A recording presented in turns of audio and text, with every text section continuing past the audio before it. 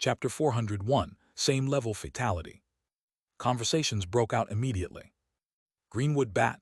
Of the three Greenwood totems, none is technically stronger than the others. What matters most is the cultivator's connection with the Neo-Demon. In my opinion, Wu Ali has more potential than anyone else in his generation. It said his Greenwood Bat was raised personally by rank 5 Dragoneer Mo Fang.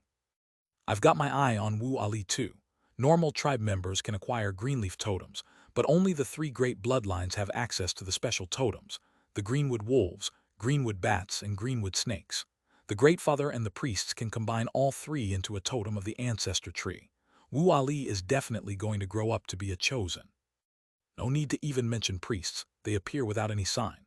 Whenever a priest dies, his consciousness returns to the ancestor Greenwood tree to be reincarnated.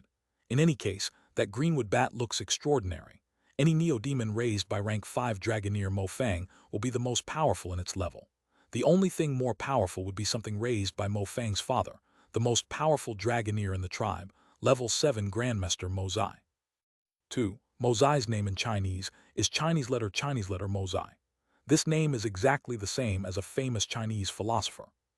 Hearing all this made Wu Chen feel as if the blood in his body was rushing into his head. He stepped forward to speak when Wu Ling suddenly called out, "Grandmaster Shui Mu, your assistance is requested." Wu Ling didn't believe Meng Hao capable of securing victory. To prevent any loss of face, she spoke before Wu Chen could. All gazes fell upon old man Shui Mu. Shui Mu gave a dry cough. This was his first time engaging in a Neo-Demon duel with someone of the three great bloodlines. Though he talked a big game, inwardly he was very focused on the opportunity. A win here could increase his reputation and bring other benefits. He waved his right hand, and the Greenwood Snake on his shoulder flew into the air, a green bolt of lightning that hovered before the Greenwood Bat, its forked tongue flicking, eyes radiating coldness. The Greenwood Bat's expression didn't change, though the coldness in its eyes intensified. "I am Shui Mu. Presumably you all know my name, fellow Taoists. I have been raising this Greenwood Snake for an entire year. The reason it took so long is that I tested a special technique on it to induce mutations." Shui Mu pointed with his right hand, making the Greenwood Snake tremble. A horn emerged from the center of the snake's flat, glossy forehead. Small commotion rippled through the onlookers, even drawing a double take from the high priest. Meng Hao's eyes flashed as he examined the snake, then he laughed inwardly. Obviously the horn was no mutation but a simple transplant. Hard to say what beast it had come from, it had plainly just been added onto the snake. A few in the audience noticed this and paid it no heed. Most, however, seemed genuinely interested. Their interest made Shui Mu even more excited. The high priest cleared his throat. "Very well, let's begin." Shui Mu waved his finger, and the Greenwood Snake shot at full speed toward the Greenwood Bat. Wu Ali was slightly nervous. He had never paid Shui Mu any attention before, but a Neo-Demon with a horn gave him pause. He focused and sent his will out, causing the Greenwood Bat's eyes to gleam cold as it shot forward. The two green beams slammed into each other. Booming sounds echoed out along with a sharp shriek. Green ripples spread in all directions. Wu Chen looked up, face anxious, fists clenched. He had been irritated that his sister cut him off, but there was no time to dwell on it. His eyes were fixed on the two green beams of light. Wu Ling stood to the side, extremely anxious. Though she constantly told Wu Chen to endure in silence, she herself was furious. Restraint was the only way to keep them both safe. She had fought hard for the right to have this duel, and all her hope rested on Grandmaster Shui Mu. A victory here would keep the totem medallion in their bloodline. Meng Hao looked up at the Greenwood Snake and its horn. It radiated reddish light that boosted its speed. He nodded. "So it is somewhat useful after all." Then a miserable shriek filled the air. One of the green beams split in two, and blood showered down. It was the Greenwood Snake. Part of its body fell, and the Greenwood Bat snatched it up and ripped it apart with sharp teeth. It then looked back up at the half-bodied snake above. The Greenwood Bat cried out and charged. The Greenwood Snake tried to dodge, but even with the red horn's glow boosting its speed, it couldn't escape. In a blink, the Greenwood Bat was at its side, biting in. The snake let out a miserable shriek. Its body withered and within a few breaths collapsed into a shriveled corpse, its essence absorbed. Wu Chen's face fell. He staggered back as if struck by a mountain. He laughed bitterly. Wu Ling's eyes filled with grief as she looked around helplessly. Conversations erupted in the crowd. This defeat was destined. There was no need for a duel between Wu Chen and Wu Ali. One is useless trash, the other is a chosen. What's there to compare? Wu Ali controlled his neo-demon with the skill of a dragoneer and took the upper hand. Wu Chen doesn't even have the confidence to field neo-demons. Wu Chen and Wu Ling heard every word. Grandmaster Shui Mu's expression was calm. He shook his head and said coolly, "It seems I still need to work on my greenwood snakes, but as you can all see, the changes I made significantly increased its speed.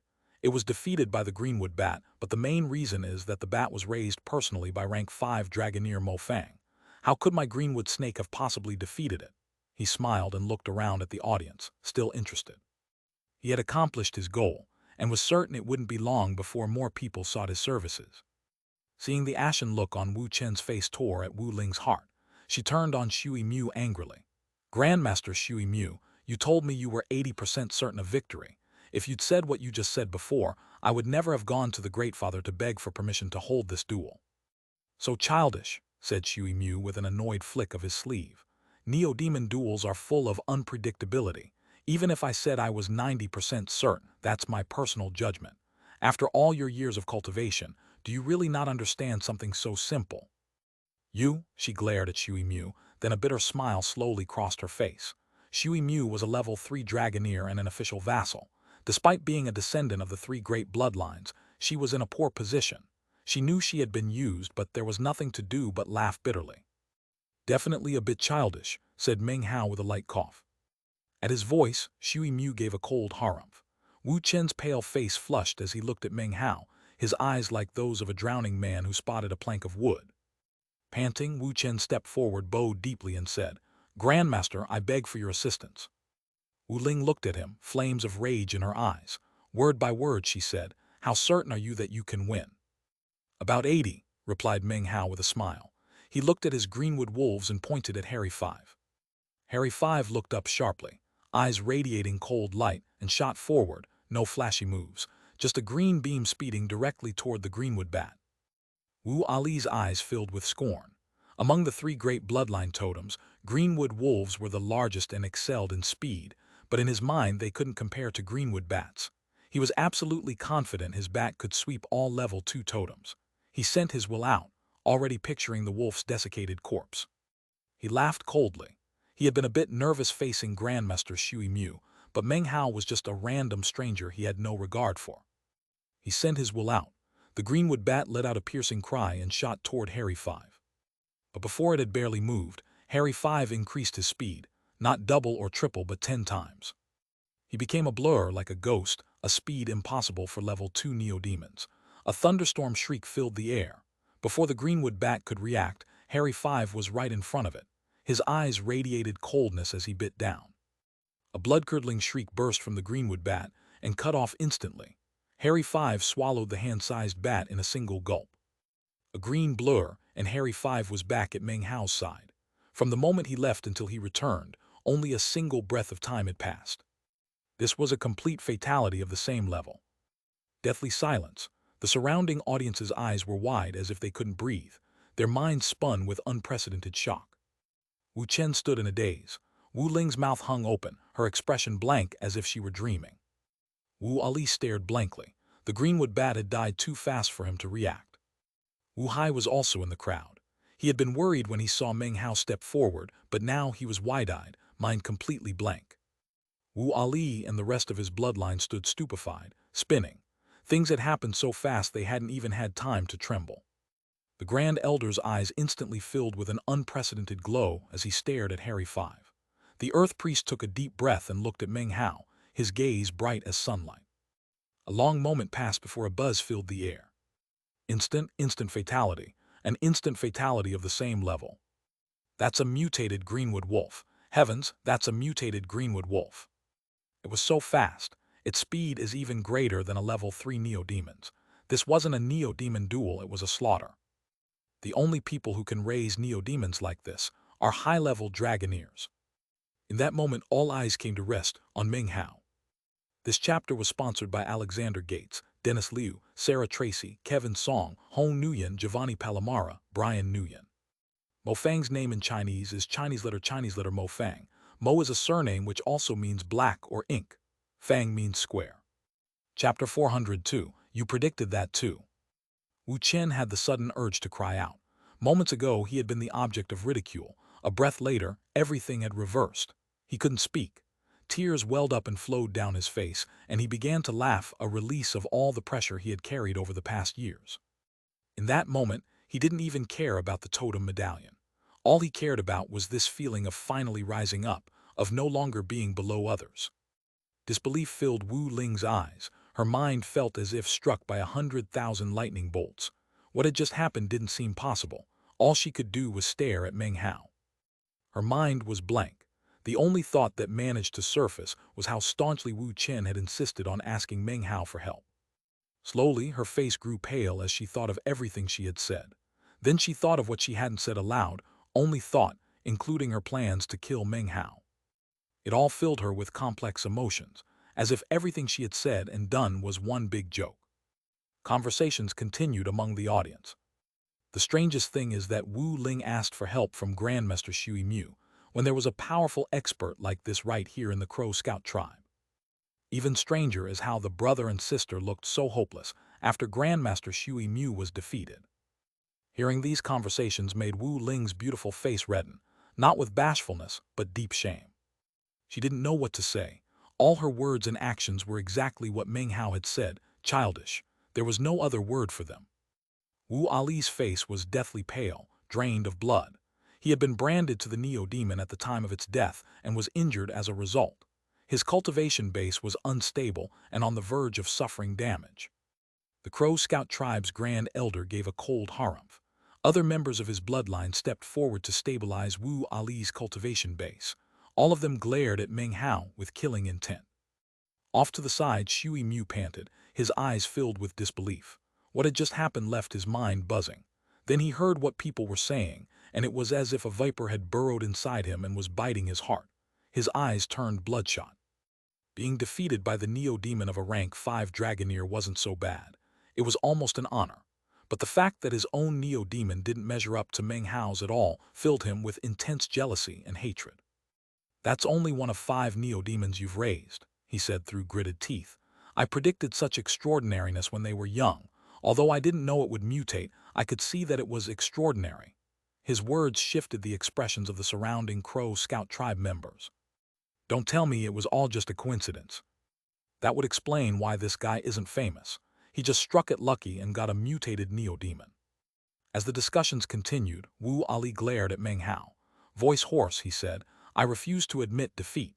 If you really have what it takes, switch to another Neo-Demon and we'll have another duel." He slapped his chest and stretched out his hand. A black skull appeared in his palm. He threw it out. It exploded with a boom, transforming into black bone dust that spread in all directions. The dust emitted a strange and unique aura. As soon as the aura appeared, a roar came from further up the mountain.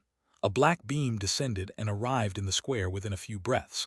The black beam transformed into a black bat. The bat was black, but green veins ran all over its body.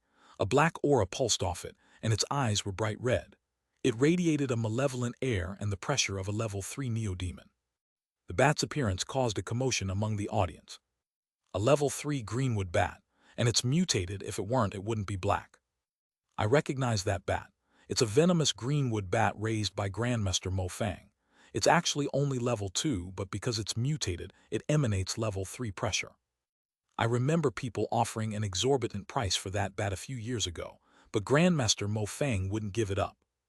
The bat hovered in midair, gazing around with crimson eyes that came to rest on the 5 greenwood wolves beside Meng Hao. It opened its mouth to reveal sharp black teeth, let out a howl, and shot toward Meng Hao. Its speed was comparable to the greenwood wolf from moments before. "Harry 4, said Meng Hao coolly, standing as if he didn't even see the incoming bat. Harry 4 had been standing there looking bored, but at Meng Hao's voice he lifted his head and howled. Ripples spread in all directions. The instant the ripples touched the bat, it trembled and involuntarily stopped. The moment it stopped, Harry 4 shot forward with explosive speed, double that of Harry 5. In a blink he was upon the bat and slashed with his claws. A boom and a miserable shriek. Everyone had taken this black bat to be beyond ordinary. It was even mutated. But it took only a moment for its entire body to explode. Under Harry 4's claws, it died in an instant. The entire fight lasted one breath. Another instant fatality. Harry 4 became a green blur and returned to Meng Hao's side. The surrounding Crow Scout tribe members breathed raggedly, eyes wide.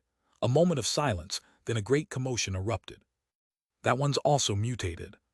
He has 5 Greenwood wolves. Don't tell me they're all mutated. The way he's raising those Greenwood wolves, just what rank of Dragoneer is he? Amid the commotion, Wu Chen and Wu Ling stared in astonishment. Wu Ali's face went white and he backed up a few paces without thinking. These two duels far exceeded his capacity for thought. His mind was a spinning blank. The Earth Priest gazed thoughtfully at Meng Hao again. Beside him, the Grand Elder frowned and glared at Meng Hao. Old man Shui Mu's jaw hung open as he stared blankly at the Greenwood wolves, mind blank. After a moment of mental struggle, he cried, "So, it wasn't just one mutated Greenwood wolf, but 2, just as predicted." Inwardly he gnashed his teeth, but outwardly he put on a profound and mysterious air. "You predicted that too," said Meng Hao, a cold light in his eyes. He was growing annoyed at the old man's arrogance. "Harry 3?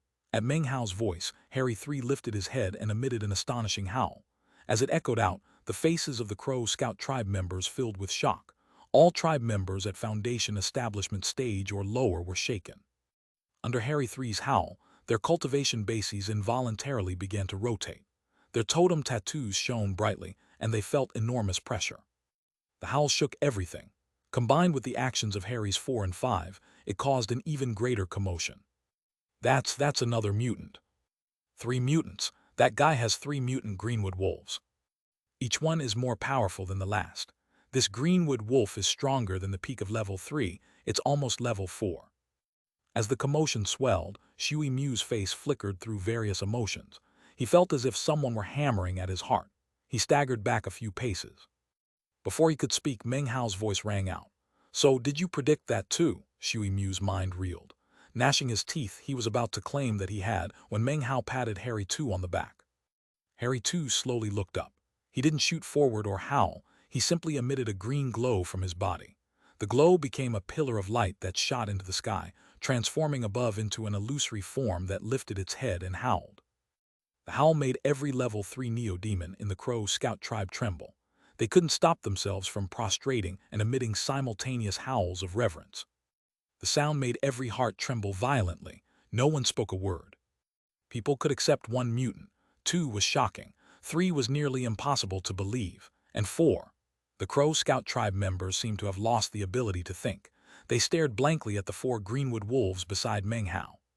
"Rank 3 Dragoneer Grandmaster Shui Mu, was this another thing you predicted?" asked Meng Hao, his voice cold. All eyes shifted to the old man.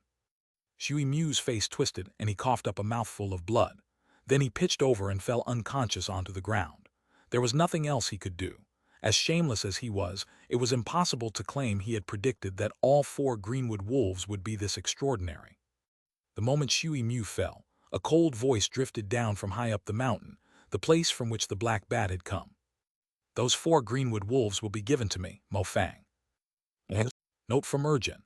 Today a huge hornet got into the house and my daughter screamed. Apparently she was thinking of a scene from a cartoon, because she immediately put on a Balala fairy costume, grabbed a magic wand, and dragged me into battle with her. It took about half an hour, but the father-daughter team eventually won the battle against the evil hornet. Chapter 403, My Pill. As the voice echoed down from the mountain peak, a figure descended. A middle-aged man in a black robe strode forth, features handsome and grim. He came to stop next to Wu Ali, hands clasped behind his back. The surrounding Crow Scout tribe members recognized him instantly. "It's Grandmaster Mo Fang." Wu Ali took a deep breath, clasped hands, and bowed deeply. The surrounding tribe members did the same, faces filled with veneration. The Earth Priest smiled and gave a slight nod. Beside him, the Grand Elder's smile was even more exuberant. This was the Crow Scout tribe's rank 5 Dragoneer Mo Fang, who held a very high position in the tribe. He looked at Meng Hao, then back at the Earth Priest and the Grand Elder. "These 4 mutated Greenwood wolves appear to be excellent. My horde currently lacks good attack neo-demons. If I raise those Greenwood wolves for a while, they should meet my requirements. Could I prevail upon the Earth Priest and the Grand Elder to fulfill my desire?" Throughout his words, it was obvious he was not speaking to Meng Hao.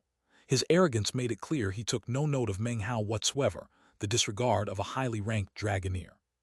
It didn't matter to him that Meng Hao had raised the 4 mutated greenwood wolves. In his eyes, Meng Hao was nothing but an insect. Meng Hao had seen such attitudes many times before. He gave a faint smile in response, much the same expression he had turned on Wu Ling earlier. The Grand Elder gave a slight smile at Mo Fang's words but said nothing. He simply looked to the Earth Priest. The Earth Priest was thoughtful. By tribe rules, neo-demons were usually raised by one person unless taken by a tribe member. Mo Fang's request put him in a difficult position. For any other Dragoneer, he would tactfully decline. But Mo Fang was different, only rank 5 himself, yet his father was the tribe's foremost vassal, rank 7 Dragoneer Mozai. Because of that, the Earth Priest felt he had no choice but some sort of compromise.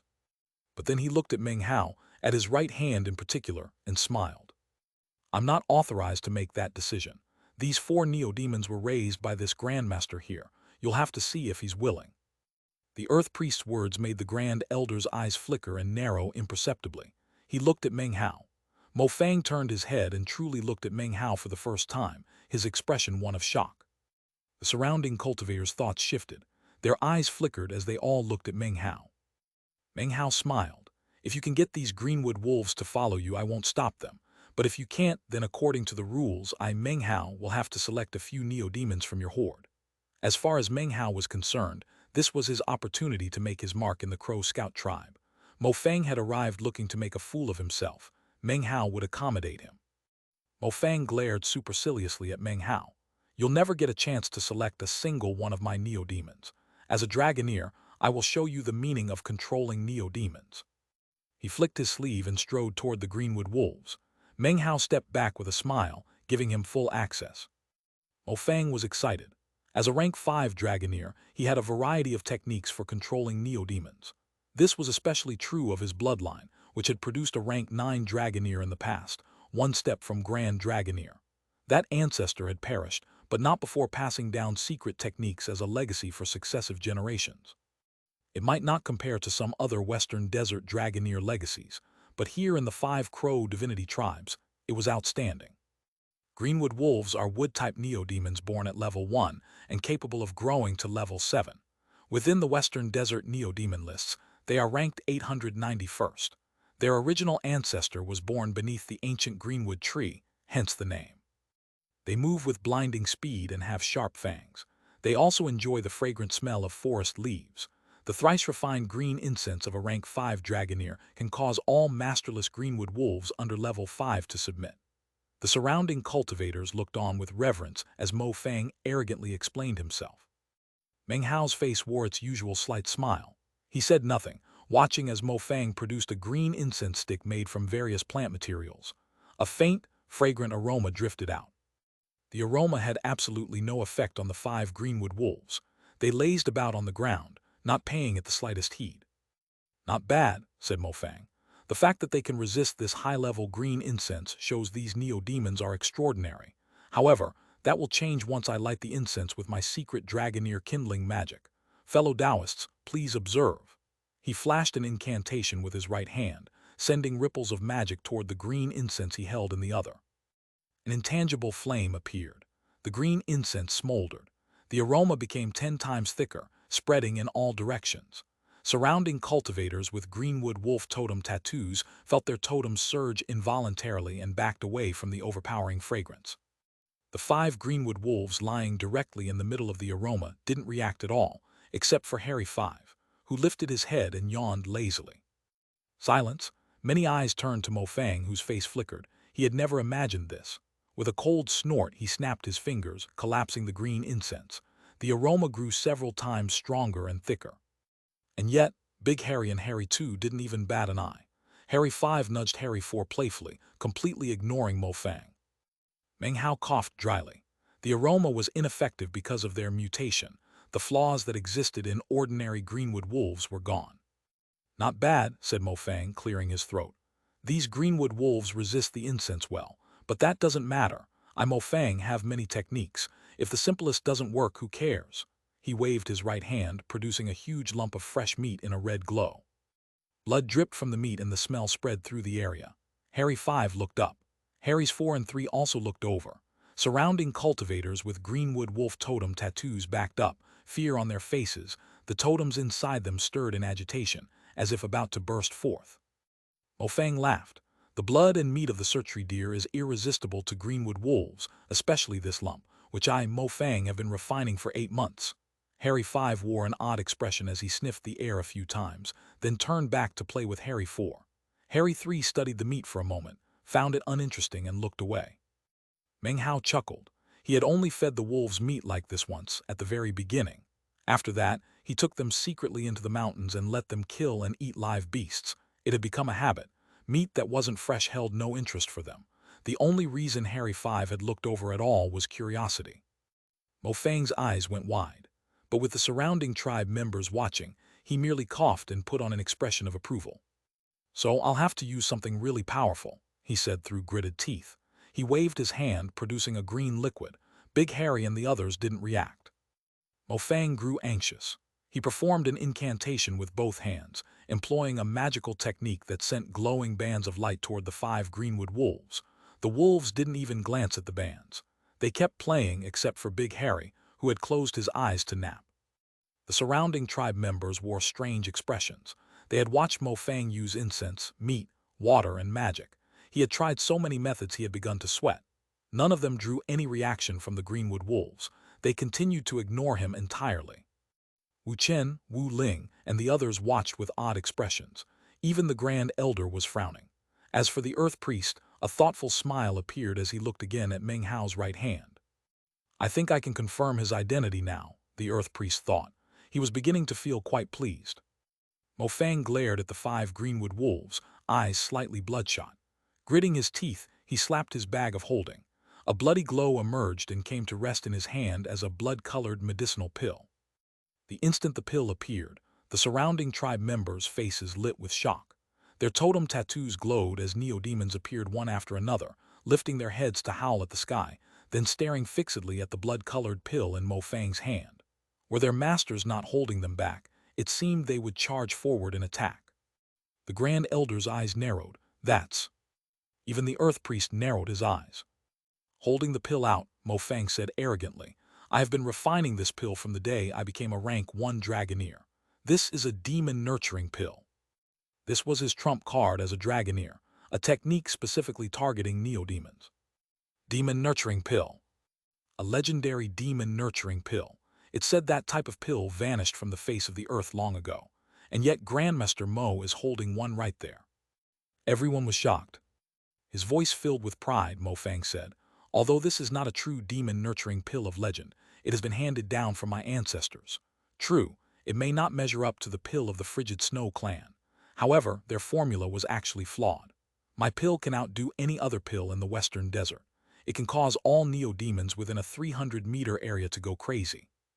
Now that he had produced this pill, Mofang felt there was nothing left to worry about. Had he not been in such a bind, with everyone watching him fail one method after another, he would never have dared bring it out.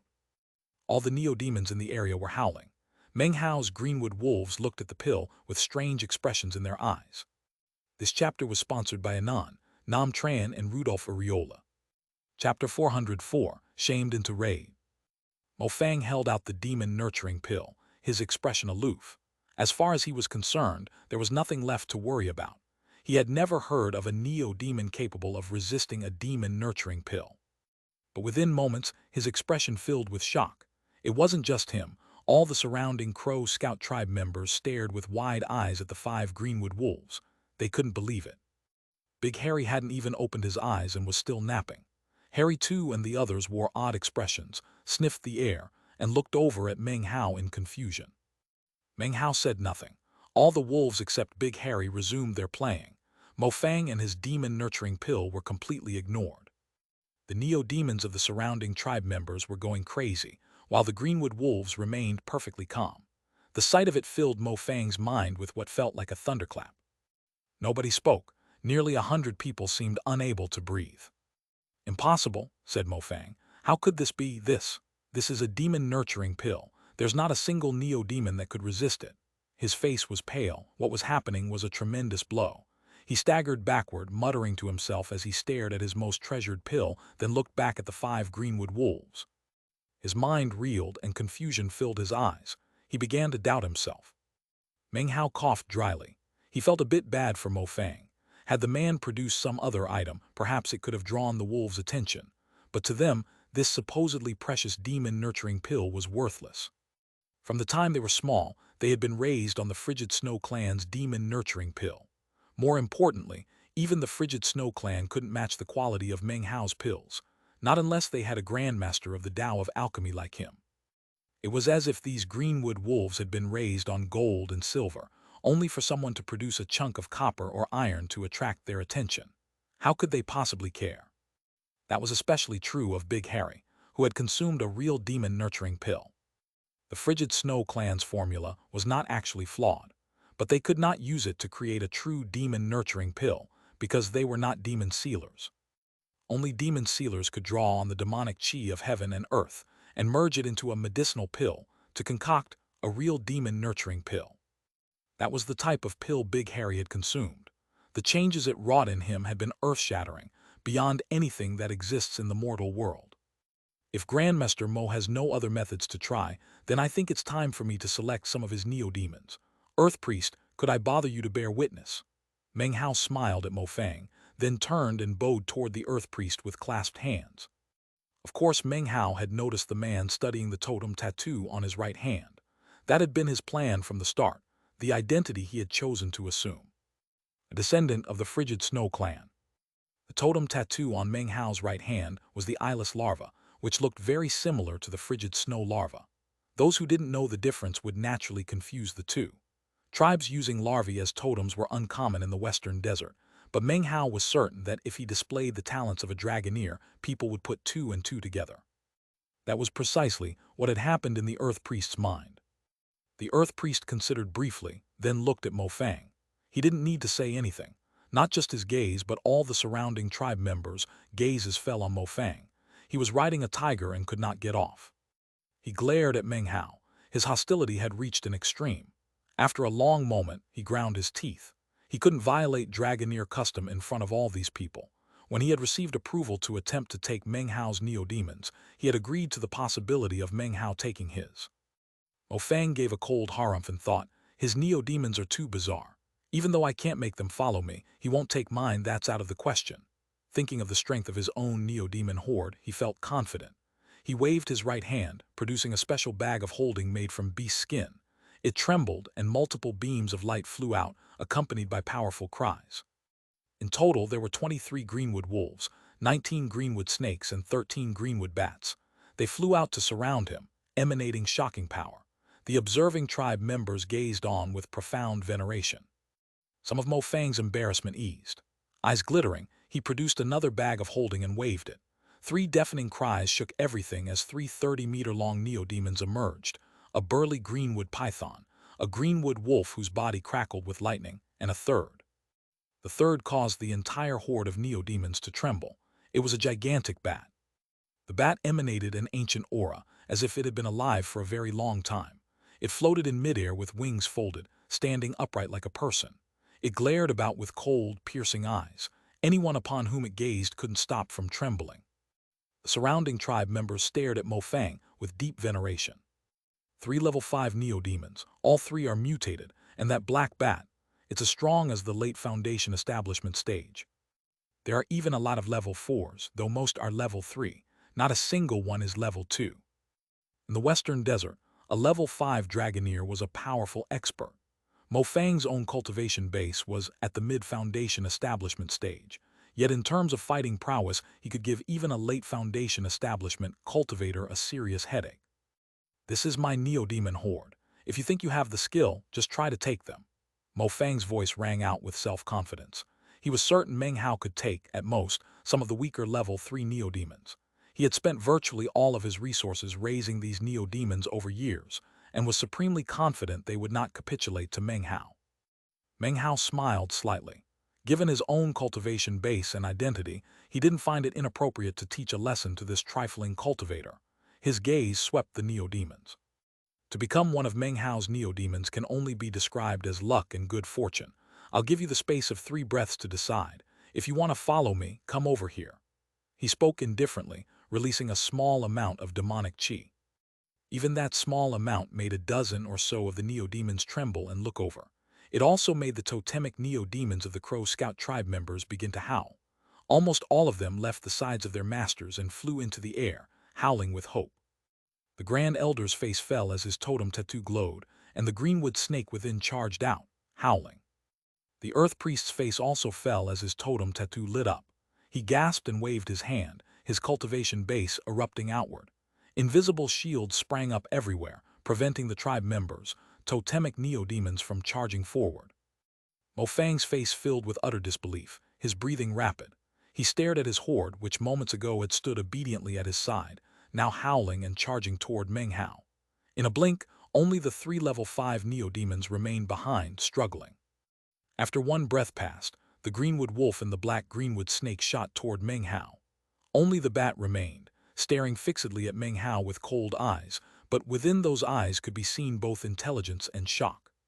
"Come here," said Meng Hao, looking at the bat. He could tell it suffered from a hidden injury others would find it difficult to detect. He also sensed a faint demonic chi emanating from it. The feel was very similar to that of Big Harry. However, the demonic chi was in disorder, which was why Meng Hao could detect the strange injury. As soon as Meng Hao spoke, the gigantic creature's eyes flashed with intelligence. Its body shot into the air and flew to stand next to Meng Hao. "Impossible!" shouted Mo Fang, blood spraying from his mouth as he staggered back several paces, on the verge of going insane. He could not accept any of this. His eyes were bright red and his hair disheveled. Even as he roared, killing intent blazed in his eyes. How could he possibly accept that in front of all these people, some completely unknown dragoneer had defeated him like this? He lifted his right hand. There on his wrist was a black bone bracelet. It shattered, exploding outward into a bone ash mist. The mist congealed, glowing brightly and emitting the light of teleportation. Roaring sounds rose within the spell. Streams of ash-colored light appeared and transformed into a gray giant ape roughly 25 meters long. The ape's eyes were bright red, its fur long and luxuriant. The instant it appeared, it let out a frightening roar along with an aura equivalent to the core formation stage that filled the area. The surrounding tribe members' faces instantly filled with shock. "A level 6 Neo-Demon. That's a level 6 Neo-Demon." His voice filled with rage, Mo Fang cried, "Kill all his Neo-Demons and kill him." The giant ape rose up and let out a shocking roar, then charged directly toward Meng Hao. Its face was filled with ruthlessness, as if there were no living thing it couldn't rip to shreds. Meng Hao's eyes grew cold.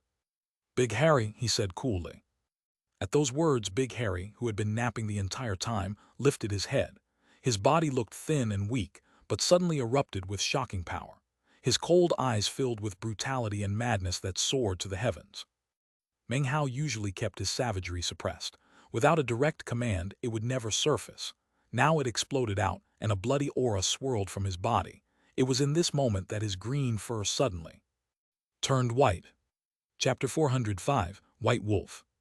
A white streak of light shot forward at incredible speed. In a split second it was directly in front of the giant ape. A boom rattled out, shaking heaven and earth, and waves of ripples spread in all directions, kicking up dust and a howling wind. A howl followed by a groan came from the giant ape's mouth. Its enormous body seemed to have slammed into a mountain. It fell back, blood spraying from its mouth, shrill cry echoing out. Its chest was awash with blood. An enormous chunk of flesh had been ripped out. The white light flickered, and Big Harry was standing to the side, the chunk of meat in his mouth. He swallowed it and licked the blood from his lips. His expression was proud and coldly ruthless. He looked at the giant ape for a moment, then raised his head and howled. Illusory shadows appeared around him, within which the image of an enormous tree could be seen. The tree twisted, its branches intertwining to form the image of a huge wolf's head. As Big Harry leaped forward, the giant ape looked terrified, but it roared, its body expanding as it shot to meet him. Big Harry flickered and neared the giant ape again.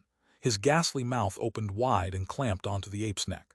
The giant ape's shrieks were beyond miserable. A blood-curdling scream echoed out, along with a cracking sound. Blood shot out as Big Harry ripped the giant ape's head clean from its body. Holding the head in his mouth, he flickered back to Meng Hao. Dropping it to the ground, he licked some blood from it, then looked around at the surrounding onlookers with cold savagery. He would only attack again on Meng Hao's command.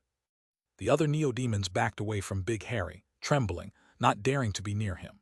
Even Harry too and the other Greenwood wolves did so. The level 5 lightning Greenwood wolf and the python also slowly backed up, faces filled with vigilance and reverence. Only the enormous black bat looked coldly at Big Harry. Big Harry looked back, savagery dancing in his eyes. The two neo-demons faced off, sizing each other up. Further away in the square, Mo Fang stood with a blank look on his pale face, his body trembling. The giant ape was now only a headless body. Blood surged from the neck, filling the square with its smell. After a long moment, people began to breathe again. All eyes were fixed on Big Harry, faces filled with astonishment, shock, and excitement. White wolf. It's a white wolf. The Crow Scout tribe's ancient records mention a crow divinity white wolf. According to legend, that's the color of the ancestor of all Greenwood wolves. Don't tell me this is the reincarnation of the ancestor. A mutated, reincarnated ancestor. Something you rarely see even in 100 years. In 10,000 Greenwood wolves, you might find only one. The Crow Scout tribe hasn't had a white wolf in ages. The Crow Scout tribe members were in an uproar. Every person's mind was filled with shock far exceeding anything that had come before. The Grand Elder was breathing heavily, eyes filled with a bright glow of greed he couldn't suppress. The Earth Priest's body trembled, and his eyes blazed with astounding brightness as he stared at Big Harry's white fur. He panted for a moment before recovering his composure.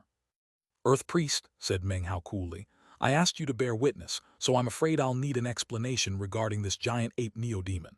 Otherwise, you can't blame me for handling the matter myself." He waved his hand, and several neo-demons shot forward, latched onto the giant ape's corpse and dragged it back to him. Meng Hao clasped hands and bowed, then turned and walked down the mountain. The tribe members in his path moved aside, faces filled with veneration. Quite a few bowed their heads. In the cultivation world, respect is shown to the powerful. So it was everywhere, and in the vast lands of the western desert, even more so. Old man Shui Mu had regained consciousness by this point. He watched Meng Hao walk off with dozens of neo-demons following, and his eyes filled with awe. No longer jealous or envious, he knew the gap between them was simply too vast. There was only fear inside him now. The Grand Elder watched Meng Hao leave with all the neo-demons, eyes flickering coldly. "You're going to leave just like that," he said. At his words, ripples of pressure spread out, enveloping Meng Hao. The Grand Elder flickered and was suddenly standing directly in front of him, blocking the way. "That white wolf is a sacred relic of ours. Leave it behind, then you may depart." His eyes swept across Big Harry, heart pounding with eagerness he couldn't fully conceal. "I'm sorry I didn't hear you clearly. Could you say that again?" Meng Hao's eyes looked as they usually did, but held just a hint of coldness. Killing intent from the surrounding neo-demons filled the air, especially from Big Harry, whose pupils suddenly turned completely white. The black bat floated in midair, red eyes also radiating killing intent. That alone would have been significant enough, but totemic light flashed from the back of Meng Hao's right hand. The eyeless larva's aura emanated out, the eyeless larva that lived because it had plundered a breath from every living thing in the world. The instant its aura spread, the Grand Elder's face fell. Even more shocking to the Grand Elder were two more hidden auras he sensed within Meng Hao. He wasn't certain which, if any, was Meng Hao's own. One was like a sea of blood rising to the heavens. The other was like the disdain of a sovereign of the sky. "A high-level Dragoneer," thought the Grand Elder, face flickering. "He has at least a few incredibly powerful, horrifying neo-demons." He might look down on Meng Hao personally, but he could not look down on the status of a high-level Dragoneer. Dragoneer cultivators were not inherently powerful, but their neo-demons were. The Grand Elder hesitated. At that moment, the Crow Scout tribe's Earth Priest coughed. "Grandmaster Meng, please stay with us in the Crow Scout tribe. Everything that happened just now was a misunderstanding. As for the matter of that ape, Grandmaster, I can offer you an explanation." The Earth Priest's polite wording made the Grand Elder's eyes narrow. Something about the man's behavior today seemed off. Eyes flickering, the Grand Elder said nothing and stepped aside. Meng Hao looked back at the Earth Priest, clasped hands and bowed, then continued down the mountain. The crowd in the square slowly dispersed, including an ashen-faced Mo Fang. The Grand Elder, unable to settle the doubts in his heart, turned to the Earth Priest. "Fellow Taoist Wu Han, that Dragoneer named Meng was certainly extraordinary. However, Mo Fang is the son of Grandmaster Mo Zai. Weren't our actions just now a bit inappropriate?" "How were they inappropriate?" the Earth Priest replied indifferently. "You saw the totem tattoo on the back of Dragoneer Meng's hand. Could you really not put two and two together? He chuckled, looking at the Grand Elder. Totem tattoo. It was a larva. The Grand Elder's eyes glittered, then filled with a thoughtful look. He turned to the Earth Priest with an expression of disbelief. Don't tell me. The Earth Priest smiled slightly. If my speculations are correct, he is a descendant of the Frigid Snow clan. I recently received news that Holy Snow City in the Black Lands has fallen, and the Frigid Snow clan has left for the southern domain. It appears some clan members instead chose to return to the western desert. This also explains why we've been unable to uncover any information about him in his 6 months as a vassal. He recently fled the Black Lands in fears being followed, so he has been unusually cautious and chose the Crow Scout tribe as a refuge. Well, that's just. The Grand Elder was palpitating with eagerness, clearly recalling rumors he had heard of a fearsome dragoneer named Fang Mu in the Frigid Snow clan. I'll discuss the matter with the Great Father, said the Earth Priest. However, even though the Crow Scout tribe is small, I believe we can offer protection to a descendant of the Frigid Snow clan. The main concern is not what enemies he might have, but how to convince him to remain as our vassal. As a descendant of the Frigid Snow clan, he possesses the innate skills of a dragoneer. With enough resources and luck, it wouldn't be impossible for him to become a level 9 dragoneer. In fact, perhaps he will gain a chance at enlightenment from the tree ancestor. Grandmaster Mozai was the first to do so that year, which brought him to rank 6 dragoneer. The Earth Priest's expression grew thoughtful. He flicked his sleeve and transformed into a beam of light that shot toward the mountain's peak. Even as they discussed Meng Hao's identity, Meng Hao had returned to his courtyard in the Neo-Demon Kennelist district. The entire way, scores of Neo-Demons followed him, causing quite a stir among the cultivators in the area. They watched with blank, shocked expressions as he passed. When Meng Hao entered his courtyard, the spectators began to discuss the matter in hushed tones. Soon, news of the Neo-Demon duel between Meng Hao and level 5 dragoneer Mo Fang spread through the entire tribe. Everyone learned that Meng Hao had 5 mutated greenwood wolves. Gasps of astonishment followed. Back in his courtyard, Meng Hao ignored the Neo-Demon horde. His gaze settled on the black bat. His eyes flickered as he closely examined the demonic chi within it. His heart began to tremble, and a strange look appeared in his eyes. As he looked closer, he gradually made out something within the black bat's body. It was a wooden sword. The instant he sensed the wooden sword, Meng Hao's eyes glittered brightly. Shock welled up in his heart. He had been sitting cross-legged but now rose to his feet. Here is the picture of Big Harry from the ISSTH mobile web game. This chapter was sponsored by Stefan as Hendra. The instant he stood up, the world seemed to shrink.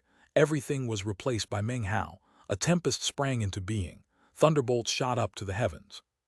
Meng Hao's mind reeled and his heart shook. His aura exploded out, enveloping the courtyard. The Neo-Demon horde trembled and stared at him in fear, whimpering and prostrating themselves on the ground, not daring to move. Even Big Harry trembled, its head bowed. The black bat shook as it hovered in midair. Something extraordinary dwelled within it, but Meng Hao was in the late gold core stage and a demon sealer. A simple thought could annihilate it and transform it into floating dust. For the black bat, this made Meng Hao completely different than its previous master. Lightning crackled above the courtyard, bolts dancing back and forth. The aura had been thrown into chaos, as if the area had been carved from the world and existed on its own as part of Meng Hao. Golden light emanated from him. No scholarly aura remained, not even a scrap. Instead rose the soaring will of a powerful expert of heaven and earth. In this moment, he was no longer a scholar, but an almighty expert of the late gold core stage, someone who could stand as an equal to a nascent soul cultivator. None of this could be seen from the outside world. To observers beyond, the breeze blew gently and clouds floated past. Only within the courtyard did the will of a powerful expert emanate from Meng Hao. He gazed at the trembling black bat for a moment, then closed his eyes. It lasted only an instant. His eyes snapped back open. The lightning vanished and the tempest faded. Meng Hao's body returned to normal. No longer a powerful expert, he once again appeared as a gentle scholar. A wooden sword, he breathed. His right hand shot out and the black bat trembled, unable to resist. It flew toward Meng Hao, who seized it. Intense fear filled the black bat, terror radiating from its eyes. The seemingly heavenly might, coupled with Meng Hao's faint demonic chi, became an unmatchable pressure that bore down upon it. Meng Hao held the bat, his eyes thoughtful. After a moment, he lifted his left hand and stabbed it into the black bat's body. The bat squirmed as its life force slipped away. However, demonic chi poured from his left hand, restoring the life that was fading as he tore into it. His hand shoved deeper into the bat's body. Deep within the blood and flesh, his hand found the hilt of a wooden sword. He wrenched it free. Blood showered out. The black bat shrieked, strained to fly, and instead flopped to the ground, gasping. Gratitude flickered in its eyes. Though its body trembled, its majestic life force soared upward. The sword had been blocking its life force and obstructing its cultivation. Now that Meng Hao had removed it, its cultivation base was restored, and its life force exploded outward. Coupled with Meng Hao's demonic chi, the bat's life force grew even stronger. It appeared weak at the moment. However, its wound was rapidly healing, and an increasingly powerful aura billowed up from it. Gratitude in its eyes faded, replaced by coldness as it stared at Meng Hao. Meng Hao's expression was indifferent. The bat's newfound power meant nothing to him. Instead, Meng Hao gazed at the wooden sword he had pulled from the bat. He flicked it, and blood and gore vanished. The sword appeared ordinary, unremarkable. However, spiritual energy in the area flowed toward it. The sword became a vortex, consuming all the spiritual energy around it. Meng Hao looked at the sword with a strange expression. He slapped his bag of holding, and two black beams shot out, transforming into two swords identical to the one in his hand. Three wooden swords now hovered in front of Meng Hao. His eyes shone with a strange glow. I found a wooden sword in the flying rain dragon years ago. Now I find another in the black bat. These wooden swords must have an incredible origin. His gaze passed over the three. Unless one new one was a duplicate, they were indistinguishable. It's too bad I spent so many spirit stones making this duplicate.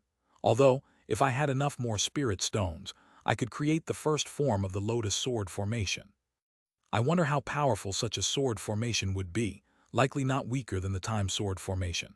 After all, the wooden swords that absorb spiritual energy cost vastly to duplicate. This sword is terrifying. His eyes glittered as he waved his right hand, causing the three wooden swords to fly back into his bag of holding. He looked back at the black bat. The black bat's wound had mostly healed. Its aura was much more powerful now. It had advanced from late foundation establishment to early core formation. After time passed, it would continue to recover and grow stronger. Beasts slain by wooden swords such as this couldn't possibly be ordinary. Take the flying rain dragon, for example. One can imagine how powerful this bat was. Who knows how many years it suffered before falling to its current level. After it recovers and reaches its peak, how powerful will it be? Meng Hao smiled. It mattered little how powerful the bat became. As long as it had demonic chi, he could control it. The demonic chi he had given it was intentionally weak. After all, demonic chi was his primary method to control it. As Meng Hao studied the black bat, it looked back at him with flickering eyes. After a moment, it lowered its head, signaling compliance. It was impossible to tell what was genuine and what was false, but in this moment it had capitulated. A few days passed. News of the Dragoneer duel between Meng Hao and Mo Fang spread throughout the Crow Scout tribe.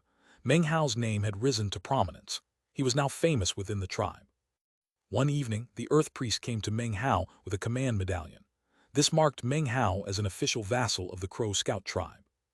Along with the medallion, Meng Hao was granted a chance to gain enlightenment from the Crow Scout tribe's sacred tree, the Greenwood Tree. Meng Hao thought about the totemic life force that could protect the tribe.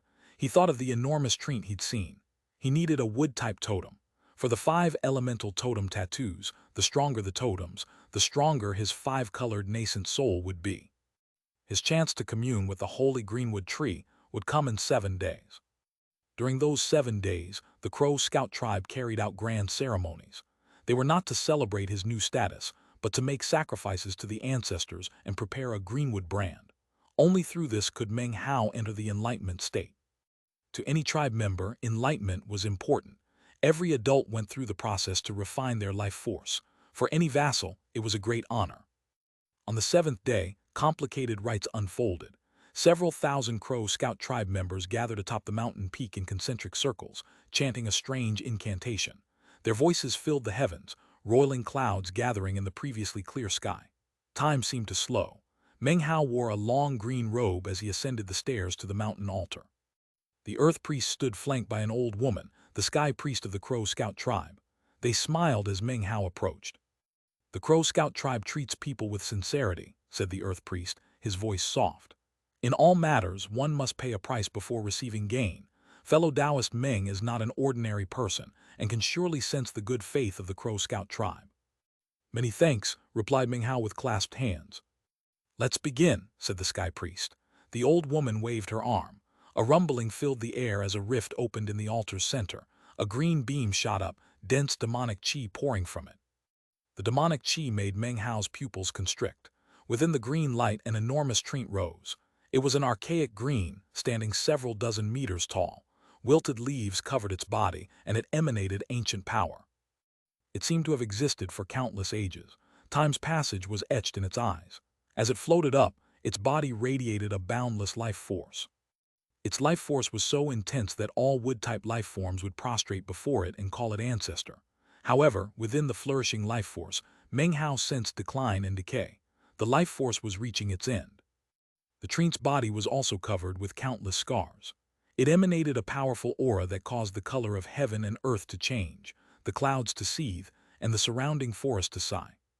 Its eyes were filled with wisdom as it looked at Meng Hao. The instant it appeared, the thousands of surrounding tribe members chanted louder, kneeling and bowing. The Earth Priest and the Sky Priest clasped hands and bowed to the tree. Meng Hao was unable to take his eyes off of the enormous creature. His heart trembled. He was now certain that this tree was a great demon of heaven and earth. It was similar to the North Sea, a true demon. The giant tree began to speak. Foreigner, thou hast received the approval of the tribe I protect. Thus I shall bestow luck upon thee. I shall take thee to experience some of my memories from an eternity ago. The tree raised its right hand and placed it before Meng Hao. It held its hand before Meng Hao, waiting for him to step into it. As this happened, the demon sealing Jade in Meng Hao's bag reacted for the first time in the western desert. The archaic voice of the Jade sounded out within Meng Hao's mind. Ancient Tao, tenacious desire to seal the heavens, benefaction for all in the mountains. Tao tribulation must come to the 9 mountains and seas. My fate is the Aeon. 1. These are the same words from the demon sealing Jade that were mentioned previously in chapters 89, 90, 95, and 101. I've significantly changed the translation. This passage is very vague and complex in Chinese and could have multiple interpretations. I may adjust it in the future. I tried to keep the meaning as vaguely close to the Chinese as possible. Many thanks to Ann Puffs for working with me on this.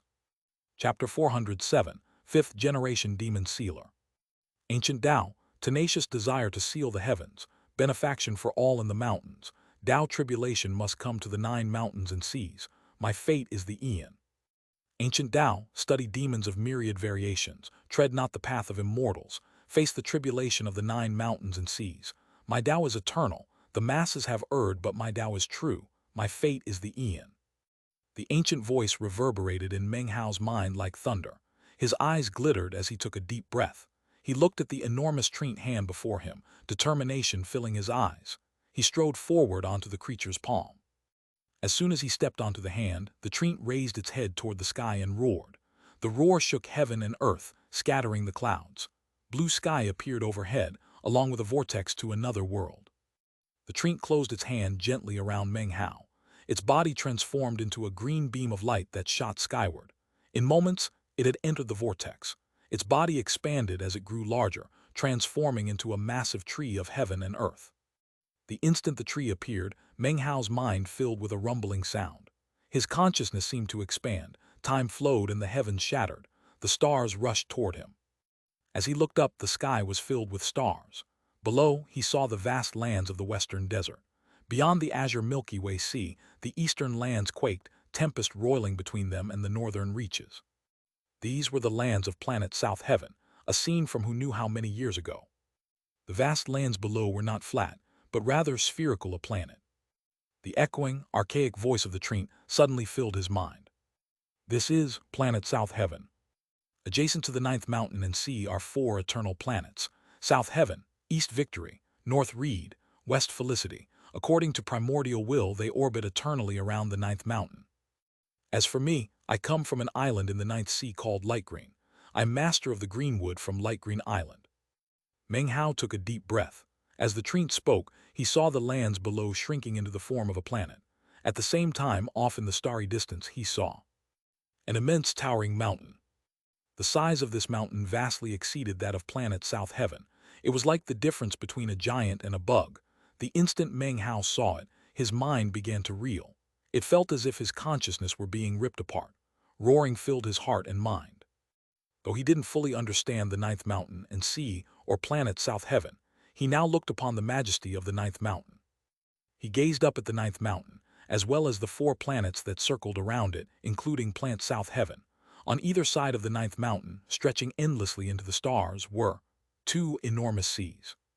Perhaps these seas weren't made of seawater, but great waves were visible crashing on their surface, waves that seemed large enough to crush even the planets. This scene caused Meng Hao's mind and heart to tremble with unprecedented intensity. At the same time, he saw a green beam of light flying out from within one of the seas. Inside the green beam, he saw an enormous green tree that seemed capable of fighting against the heavens themselves. The tree shot from the great sea, crossing the firmament toward South Heaven. As it approached, Meng Hao heard a rumbling in his mind. An enormous face appeared upon planet South Heaven.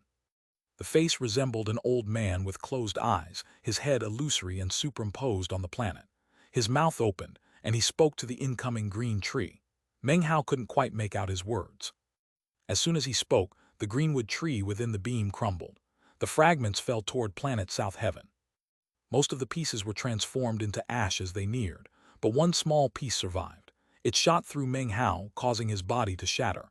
It then fused with him and they both fell down into the western desert. Next, a root appeared. Meng Hao was confused. He felt no pain but rather as if he had become the tree. Countless years passed and he became a greenwood tree. As the years passed, a white wolf, a colorful snake, and a tiny bat made their homes beneath the tree. One rainy evening, a person approached. It was a middle-aged man carrying an umbrella. He came to stop in front of the tree and looked at it. So, yet another being come to South Heaven to confirm their Tao. Body and spirit destroyed, but a seed of the soul left behind, striving to prove itself on South Heaven. Very well. Since we're in the western desert of South Heaven, I will use the power of my league to bless you with the ability to pass down totems, just like the demonic Tao pill of the southern domain. The path of an ancient Tao, my fate is the Aeon. The man sighed and placed his hand on the tree. After a long time, he turned and walked into the distance. As he did, countless shimmering strands emanated from him. Dim and faint, each seemed connected to his body. They circled out and disappeared into the air. These were karma threads. I'm the 5th generation of my league, the 5th generation demon-sealing Taoist master. My Tao is different from that of the 9th mountain and sea. With different Taos, accords cannot be reached. Whether they are right or wrong doesn't matter. My Tao will exist forever. I shall face the tribulation of the 9 mountains and seas. The man looked back and gazed at the greenwood tree. As he did, it seemed to Meng Hao almost as if he were looking directly at him. His mind suddenly began to buzz. The man continued, "To meet you before I depart is fate. It seems our destinies shall become a point of enlightenment for one of my successors in the future. It's not that the line of the League of Demon Sealers can't be broken. If the younger generation can gain enlightenment, it will continue on. If not, then the Tao tribulation of the 9 mountains and seas will arrive, and then the people will remember the will of the Demon Sealers." The buzzing in Meng Hao's mind slowly faded as the visions disappeared. He stood upon the tree's palm once more. Clouds filled the sky, and the air echoed with the chants of the Crow Scout tribe. What seemed to have happened in an instant had been an eternity. His eyes were blank. He stepped off the tree's hand and sat cross-legged on the altar. He closed his eyes. A green glow rose from his body. Within it, branches emerged, burrowing into the altar's stone. Meng Hao seemed to become a tree himself. When the surrounding Crow Scout tribe members saw this, they stared in silence. The Earth Priest and the Sky Priest gasped, eyes wide with disbelief. A beam of light approached from the distance, transforming into an ancient old man. His cultivation base placed him at the mid-nascent soul stage. The instant he appeared, his gaze fell upon Meng Hao and his expression flickered. After a long moment passed, the old man said, "Ancestor Greenwood is bestowing a totem." The 2 Crow Scout tribe high priests looked at the man. Serious expressions filled their faces, and they nodded. "Considering that he is receiving a totem from Ancestor Greenwood, cancel all investigations into him. It doesn't matter where he is from, nor how much of what he has said is true or false. He is now an eternal vassal of the Crow Scout tribe." Time passed by slowly. By the time Meng Hao's eyes opened again, it was 7 days later. He saw that the surrounding Crow Scout tribe members had dispersed. It was evening, and not a single person was in sight. He was alone on the altar atop the mountain's highest peak. His eyes were filled with confusion. He looked down at his body and could see countless branches attached to it, spreading out in every direction, as if he was now a tree. After a long moment, he took a deep breath. The tree branches slowly retracted, fusing back into his body. Eventually, he rose to his feet. His expression was calm as he looked up at the sky and sighed absently. There are 3,000 Taos, the Tao of alchemy, the path of demons, totems, various techniques and methods. All are great Taos, be it totems or demon sealing, even the celestial talisman that made the Black Lands. It's like the 3 pages of secret arts I acquired. The first concerns catalyzing and concocting medicinal pills. The second, the crafting of time treasures. The third, the dragoneer arts that transform demons. All 3 ultimately stem from the same source. They all have something to do with the sealing of demons. Meng Hao's eyes shone with a strange light. As he gained enlightenment, he realized that it didn't matter if you were talking about the southern domain or the western desert. When it came to heaven and earth, it was all about immortals and demons. The clearest example of immortal was the supercilious Jade clan of planet South Heaven. The best example of demons was the mysterious and multifarious demon sealers. The unusual thing is, demons are characterized by their multifariousness. Therefore, on South Heaven, they are represented by the Tao of alchemy in the southern domain, talismanic symbols in the Black Lands, and totems in the western desert. The eastern lands and northern reaches have their own demon variations. In the end, all are demons. They are different from immortals. Immortals have their dignity, but demons have their variations. Immortals follow one path, while any other myriad path is demonic. Meng Hao's mind buzzed with unprecedented enlightenment, as if lightning struck within. At this realization, though his body stood on the mountain peak in the Crow Scout tribe, his consciousness expanded to the highest heavens. The thoughts that had begun circulating when he first entered the Black Lands coalesced into a single conclusion. Everything has to do with the chi of the 9 mountains and seas. Immortals call this chi the essence. The League of Demon Sealers calls it demonic chi. Perhaps the 9th mountain and sea is a powerful, massive demon of the heavens. Meng Hao's eyes glittered brightly. If the 9th mountain and sea are collectively a demon, then its chi would fill the planets which surround the mountain. Regardless of the Jade clan or some other powerful experts, all such immortals would desire to acquire the essence of the 9th mountain and sea, and thus become its lord. On the other side of the coin, demon sealing is just another path of cultivation, and has nothing to do with acquiring the chi of the 9th mountain and sea. If it's a demon, it can be sealed or approved based on my whim. This chapter was sponsored by Patrick C. Zagzinski, Brett Flowers, Chester Moon, and Stephanus Hindra. Chapter 408, Greenwood Tree Totem. Or it could be that long ago people did not understand the truth of the natural mechanisms of the 9 mountains and seas, of this entire starry realm. They thought that the 9 mountains and seas were the key to developing the body. After feeding upon the mountains and seas, they grew stronger and stronger, and eventually broke through to the next level of life. Their lives fused with that of the mountains and seas, and they became immortals. People who viewed matters in such a way eventually came to be the majority. However, there was always a small group who believed that the 9 mountains and seas were heavenly demons whom they could either seal or approve. Seal them as a path to power, or approve them and become their masters. That group of people were the earliest demon sealers. These 2 groups of people had different philosophies and strode different paths to power, but were not at odds. Meng Hao took a deep breath as he gained this enlightenment. After acquiring the demon sealing Jade and becoming the 9th generation demon sealer, Meng Hao's path had been one of confusion. His attempts to understand demon sealing finally led to clarity. I came to the western desert because of the 5-colored nascent soul. I will fuse the 5 elements totems with my pill concocting technique. I will use my body as the pill furnace and totems as the pill recipe. I will concoct my own perfect nascent soul. This is my main purpose in coming to the western desert. My life has been one of treading the path of the multifarious demons. The concept of myriad variations is the path of the demon sealer. The end of this path is that of sealing both the great demons of heaven and immortals. Similarly, it is a path of conferring demonism upon the countless living things in creation as well as bestowing mortals so that they can achieve immortal ascension. Meng Hao's mind buzzed. His cultivation base seethed in accompaniment with this enlightenment. It rose up from the late gold core stage into the great circle of the gold core. He was now even closer to the nascent soul stage. If he did not pursue the five-colored nascent soul, he would already have begun attempting to congeal one. However, such a checkpoint was one countless cultivators had never passed. Though Meng Hao had not experienced congealing a nascent soul, he had read about it in the Violet Fate Sect's ancient records. Only those with immense luck and talent could leap over the dragon's gate into that profound stage. Nascent soul was a stage vastly beyond core formation. Nascent soul cultivators possessed techniques far exceeding the ordinary. Their mastery of heaven and earth's principles approached divine power. The most obvious example was their art of minor teleportation, an ability that could be called almighty. Any nascent soul cultivator could easily retreat.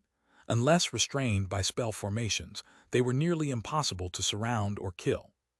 Another key aspect was that nascent soul cultivators could instinctively use a divine ability called possession. The nascent soul could emerge because the body was secondary. Cultivation focused on the nascent soul itself.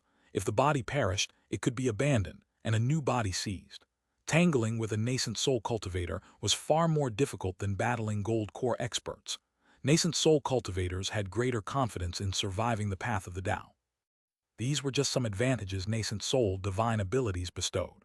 Only those truly in the nascent soul stage could fully understand their power. Meng Hao's eyes filled with bright glow that swept about. His body suddenly flickered, and he transformed into a beam of light that shot off toward his courtyard behind the mountain. As he whistled through the air, several streams of divine sense emerged. After sensing Meng Hao, they stopped and merely observed him leaving.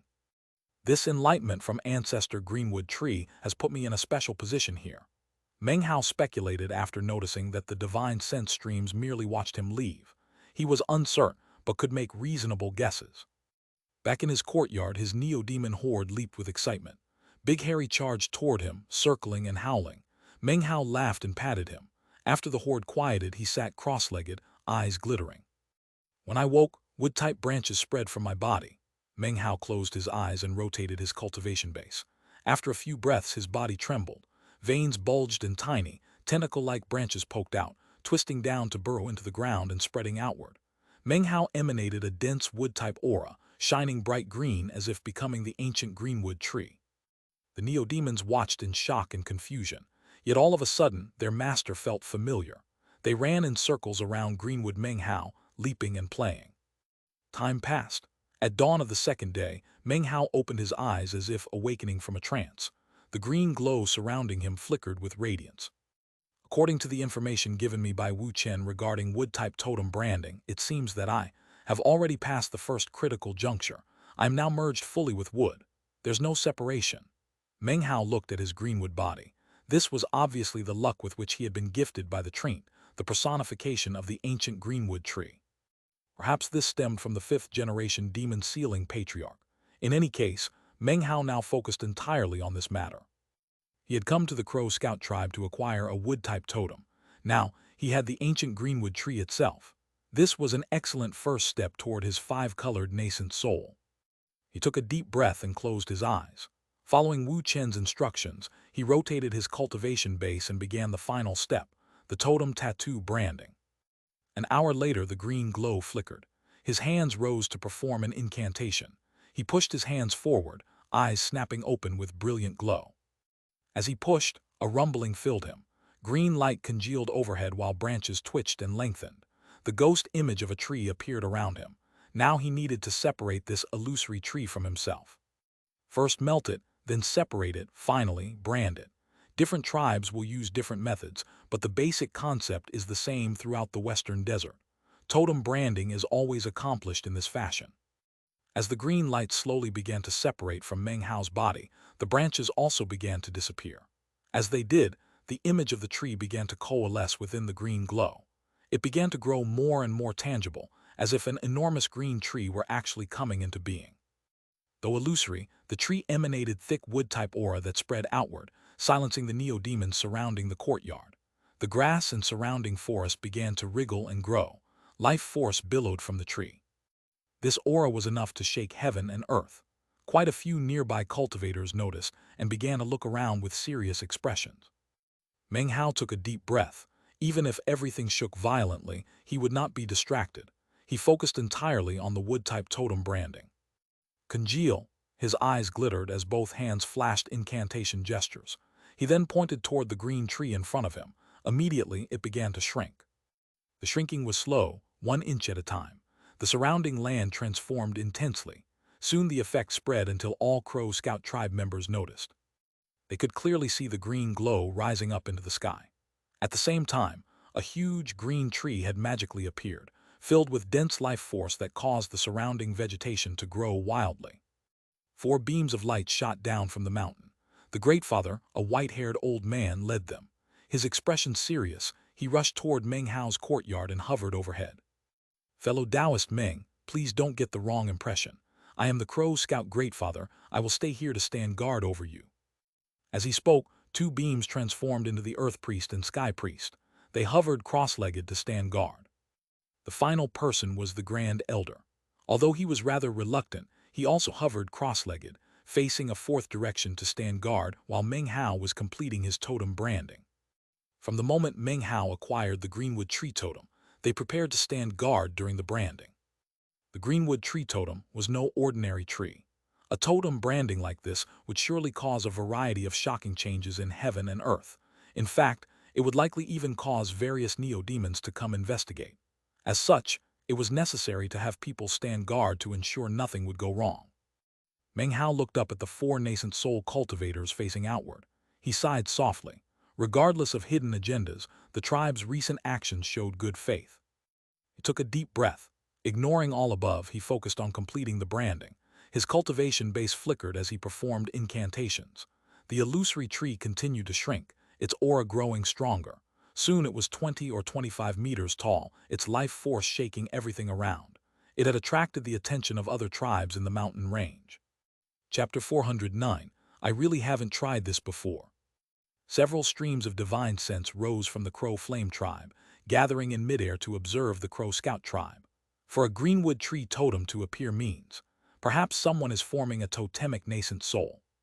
Similar scenes played out in the other tribes. The Crow Soldier tribe seemed to be especially affected. 5 beams of prismatic light shot out toward the Crow Scout tribe. Though connected by blood, the 5 tribes had conflicts impossible to dispel. The Crow Soldier tribe hated the Crow Scout tribe most of all. 5 beams from the Crow Soldier tribe shot toward the Crow Scout tribe. Before they could be clearly seen, an enormous shield of light appeared, enveloping the tribe and blocking the attackers. The Crow Scout tribe Greatfather's voice rang out. "We are busy. Other tribes are prohibited from entering. Any who try will be shown no mercy." The Crow Soldier tribe members outside the shield exchanged glances. There was nothing they could do but laugh coldly. Passing through the shield was not an option. Meng Hao sensed everything outside. Most of his energy focused on the totem branding. The greenwood tree shrank steadily to 3 meters tall. Everything shook as lightning danced in the sky above. Life force caused the surrounding vegetation to burst forth wildly. Vegetation on the mountain, the tribe's front district, and the surrounding forest grew rapidly, shocking the other tribes. Black clouds churned overhead, and howling echoed through the forests. The surrounding neo-demons sensed the life force and grew greedy. A thunderous roar shook heaven and earth. "Outlander!" The Crow Soldier tribe members retreated hastily, gloating expressions on their faces. The Crow Scout tribe Greatfather's face filled with anxiety. Black clouds headed toward them at high speed. "Damn it, the Outlander beast was injured half a year ago but didn't leave. It's been hiding here. Unless we summon the Crow divinity ancestor with the other 4 tribes, we cannot match it. This Grandmaster Meng's Greenwood Tree Totem has reached an incredible level. Could it be that ancestor Greenwood actually bestowed him with some of its essence?" The 4 powerful Crow Scout tribe experts who hovered there in midair were all filled with shock. The Grand Elder looked up at the approaching black clouds and said, "Greatfather, if the Outlander beast is here for this vassal surnamed Meng, and we are incapable of fighting back against it, wouldn't it be best to just hand him over and alleviate?" Before he could finish speaking, the white-haired Greatfather interrupted him with a cold snort. "Don't mention anything like that ever again. This person was selected by Ancestor Greenwood. If we can't protect him, how could we ever have the face to offer worship to the ancestor? Our Crow Scout tribe might not be classified as a great tribe, but we keep our promises. I already said that we would offer protection. Only if we are absolutely certain that we cannot resist it will I renege. Unleash the full power of the mountain protection spell formation." The Greatfather flicked his sleeve. causing a beam of green light to shoot out toward the mountain peak. The mountain trembled as a green light rose up to merge with the existing shield. The light rose up higher and higher into the sky, forming the image of a gargantuan tree. The Crow Scout tribe was contained inside of this tree, which would protect it from anything on the outside. Meng Hao's face was pale. Branding the greenwood tree proved far more difficult than expected. At 3 meters tall, the tree shrank only 1 inch with each rotation of his cultivation base. The optimal totem size is 1 inch. Meng Hao wasn't a totem expert, but he knew the fundamentals. Determination filled his eyes. Golden light erupted from him as he pointed to the ground, utilizing righteous bestowal. Imperceptible ripples flowed across the ground. Demonic chi arose, merging into him and assisting the branding. 3 meters, 2.5 meters. Soon it was only 2 meters tall. Then 1. Meng Hao let out a roar, followed by a mouthful of blood.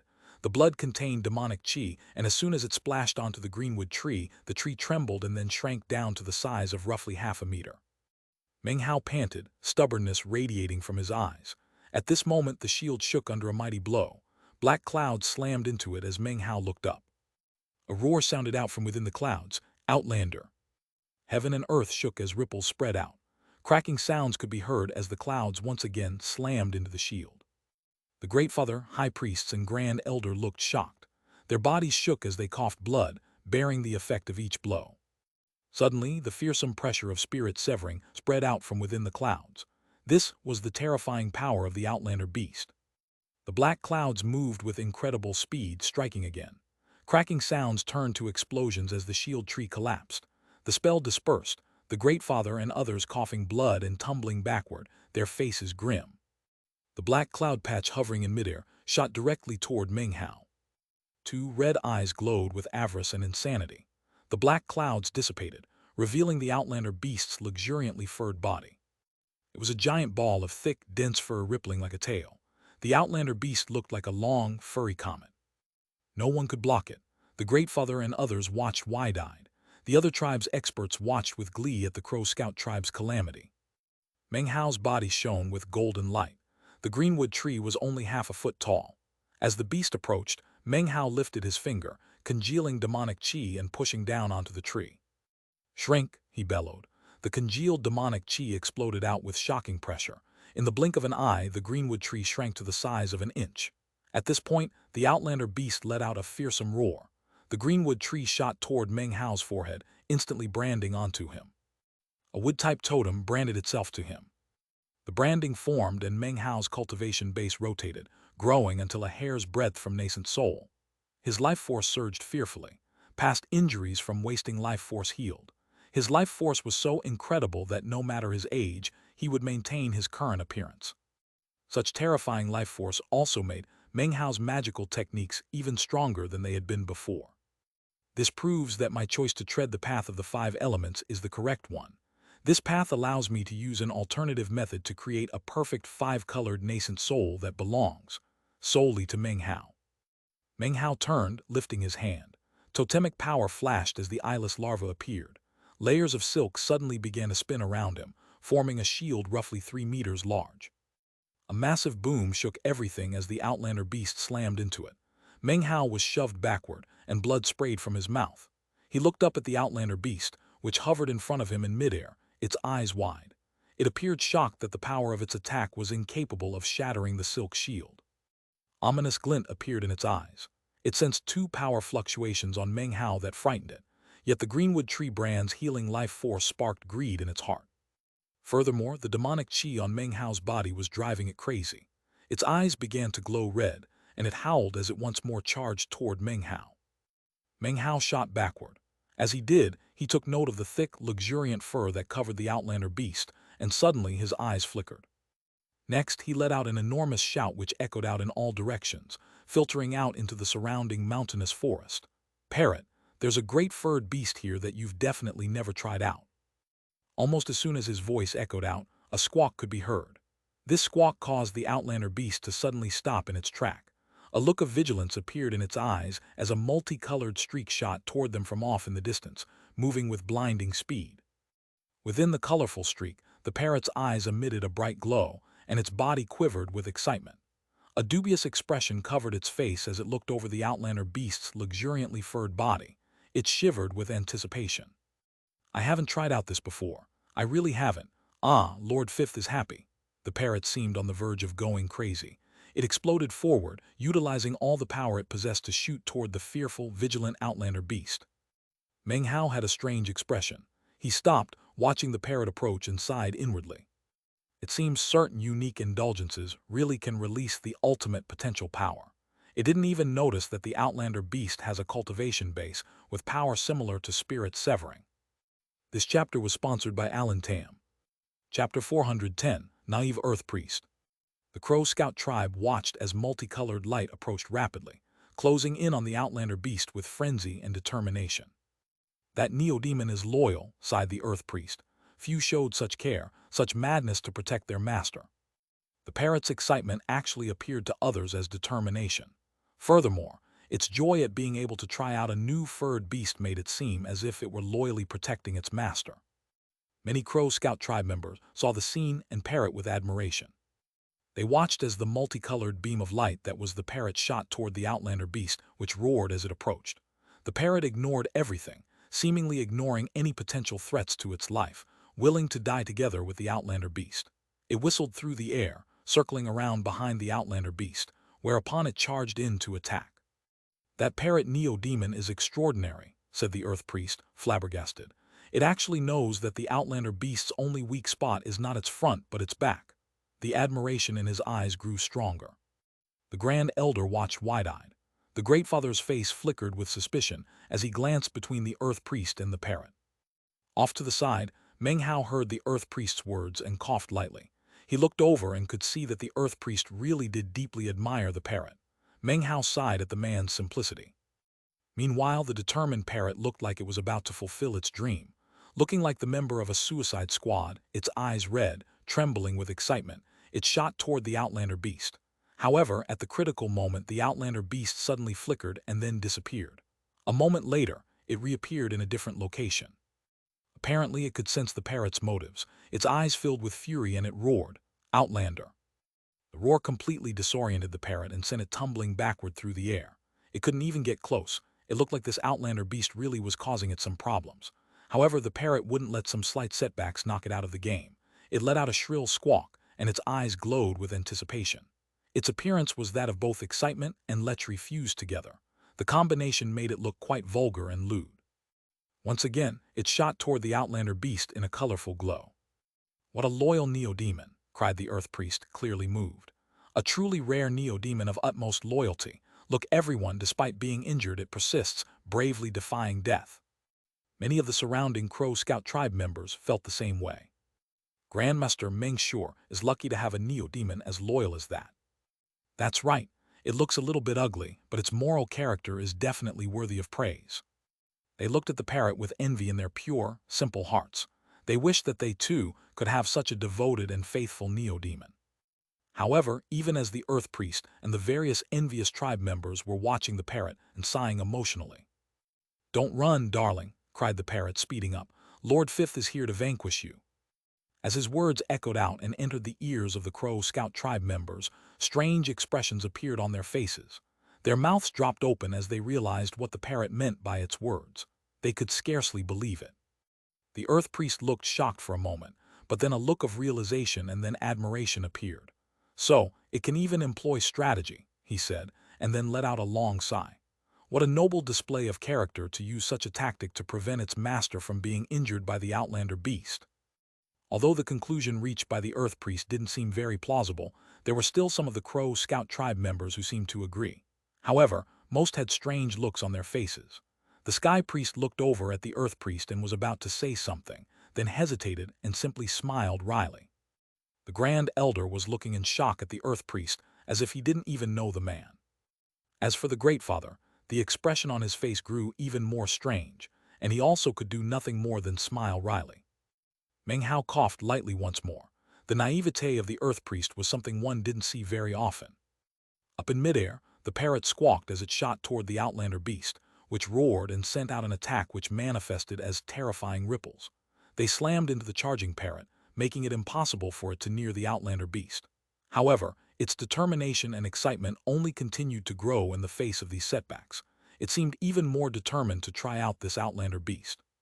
Hey, you really can put up a fight. Struggle if you wish, my darling. That just makes Lord Fifth more excited. With a roar, the parrot charged again. It shot forward with incredible speed. As it neared, a popping sound could suddenly be heard as hundreds of parrots appeared, all of which shot toward the outlander beast. Struggle away, my darling. Struggle and beg for mercy under Lord Fifth's pounding. The parrot roared with excitement as it neared the outlander beast, which howled back. The illusory parrots all exploded, but there was one parrot left which managed to successfully penetrate the outlander beast. The instant the penetration occurred, the outlander beast's body trembled, and a look of confusion filled its face. The look quickly turned into one of humiliation and unprecedented madness. It let out a howl that shook everything, louder than anything that had been heard up to this point. The loudness was such that it kicked up a violent tempest. A popping sound could be heard as the parrot suddenly appeared in midair off to the side. It was trembling excitedly, and its eyes were glowing. Scream, scream your throat out. No one will come to save you. By this point, the surrounding Crow Scout tribe members were watching on dumbstruck. Many of the ones who had previously thought the parrot to be loyal and brave now had faces completely pale. It was as if their whole world had been overturned. They stared blankly up into the air at the indescribably vulgar parrot. The Earth Priest gaped again. However, it took only a moment before a bright glow began to shine in his eyes. It was a glow of admiration and understanding. In order to provoke a reaction from the outlander beast, the parrot neo-demon is taunting it. What wisdom! What praiseworthy courage! The Earth Priest sighed. Fellow Taoist Meng, you truly have incredible luck to possess a neo-demon like that. The Crow Scout tribe Greatfather couldn't take it any longer and was about to say something. However, he then noticed the intense admiration in the eyes of the Earth Priest. The Greatfather sighed and held his tongue. As for the Grand Elder, he stood there with wide eyes, staring in shock at the Earth Priest. The Sky Priest also had a very strange expression on her face. The two of them then exchanged a wry smile. At the same time that the Earth Priest spoke, the parrot let out another squawk. It shot again toward the outlander beast, which let out another howl. Subsequently, the beast and the parrot engaged in a back-and-forth battle. The parrot, of course, did the giving, and the outlander beast did the taking. Howls continued to ring out until finally the parrot let out a roar. It was unclear what technique it used specifically. Ignoring any potential injuries, it smashed through, once again penetrating into the outlander beast. The outlander beast let out a shocking howl, accompanied by a look of terror. It hovered in midair, trembling. As of this moment, it was no longer paying attention to Meng Hao's demonic qi. Instead, it turned and began to flee. The parrot once again materialized, trembling and looking excited. It looked proud at its subjugation of a beast that it had never tried out before. It let out a squawk as it shot in pursuit of the outlander beast. "Don't run away, darling," it shouted. "Come, come, there are a few positions Lord Fifth hasn't tried. Don't run." With that, it turned into a prismatic beam of light that raced after the outlander beast. The Crow Scout tribe members witnessed this whole scene, as did the powerful experts from the other tribes, via divine sense. All of them were left with trembling hearts and indescribably bizarre feelings. To see the mysterious outlander beast flee instead of fight was thoroughly shocking. Even more astonishing was the parrot, who apparently didn't even fear death. Its method of attack was of course unimaginably bizarre. Seeing the parrot heading off into the distance, Meng Hao let out a sigh of relief. Having called the parrot over, he had prepared himself for the worst. Looking around at the strange expressions on the Crow Scout tribe members, and the look of admiration in the eyes of the Earth Priest, Meng Hao made a firm decision to never again call the parrot unless it was absolutely necessary.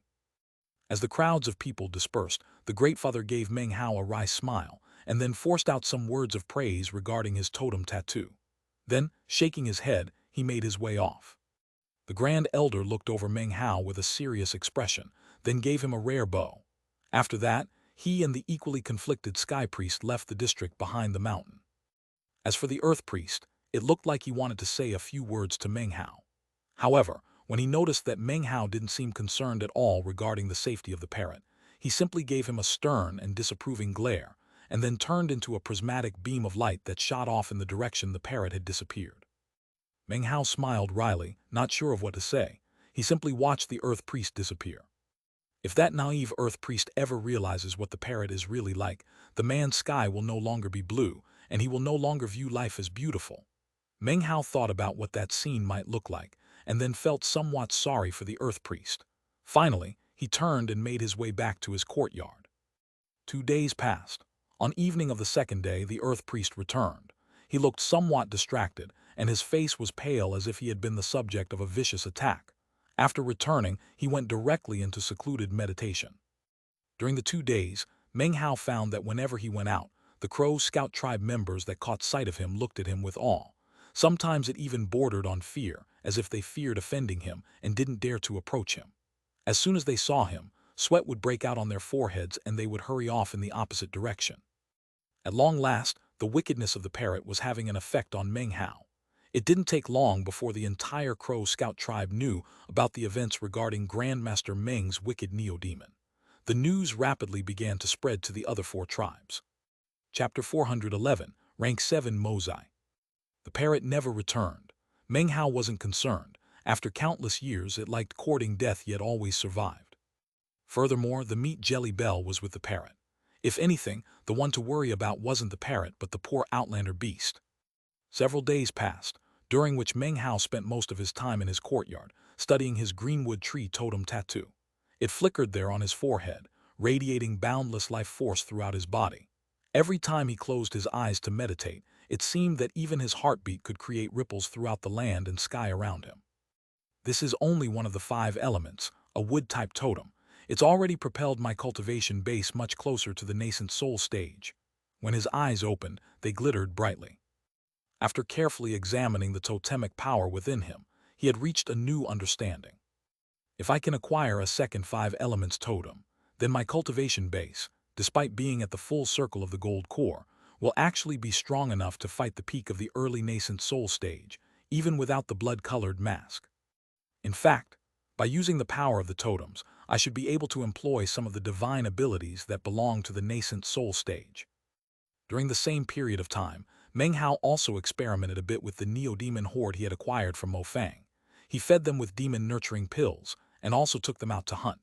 In a relatively short period of time, they began to grow fiercer and tougher. Of course, due to the restraints of time, there was still a large gap between them and Big Harry and the other Greenwood wolves. However, if things kept progressing the way they were, although they might not compare to the 5 Greenwood wolves, they would continue to transmogrify and grow stronger. Finally, one afternoon, Meng Hao was sitting cross-legged meditating when suddenly, an enormous roaring sound shook the rear mountain district of the Crow Scout tribe.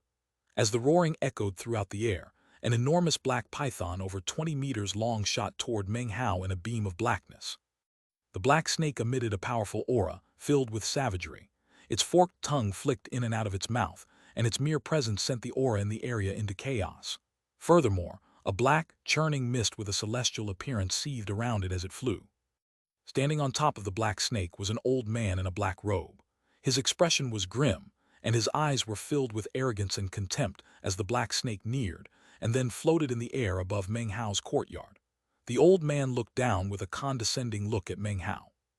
The old man's cultivation base was not extremely high, only at the mid-core formation stage. However, his body was festooned with complex totem tattoos, which emanated shocking ripples. Because of them, the man actually emanated an aura similar to that of the nascent soul stage. "So, you're Meng Hao," boomed a voice like that of rolling thunders. It didn't sound like the voice of a human, but rather like the combined roaring of countless beasts.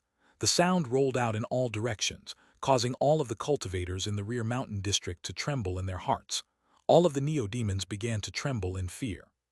There were people who immediately recognized the man who rode on the black snake. Rank 7 Dragoneer Grandmaster Mozai.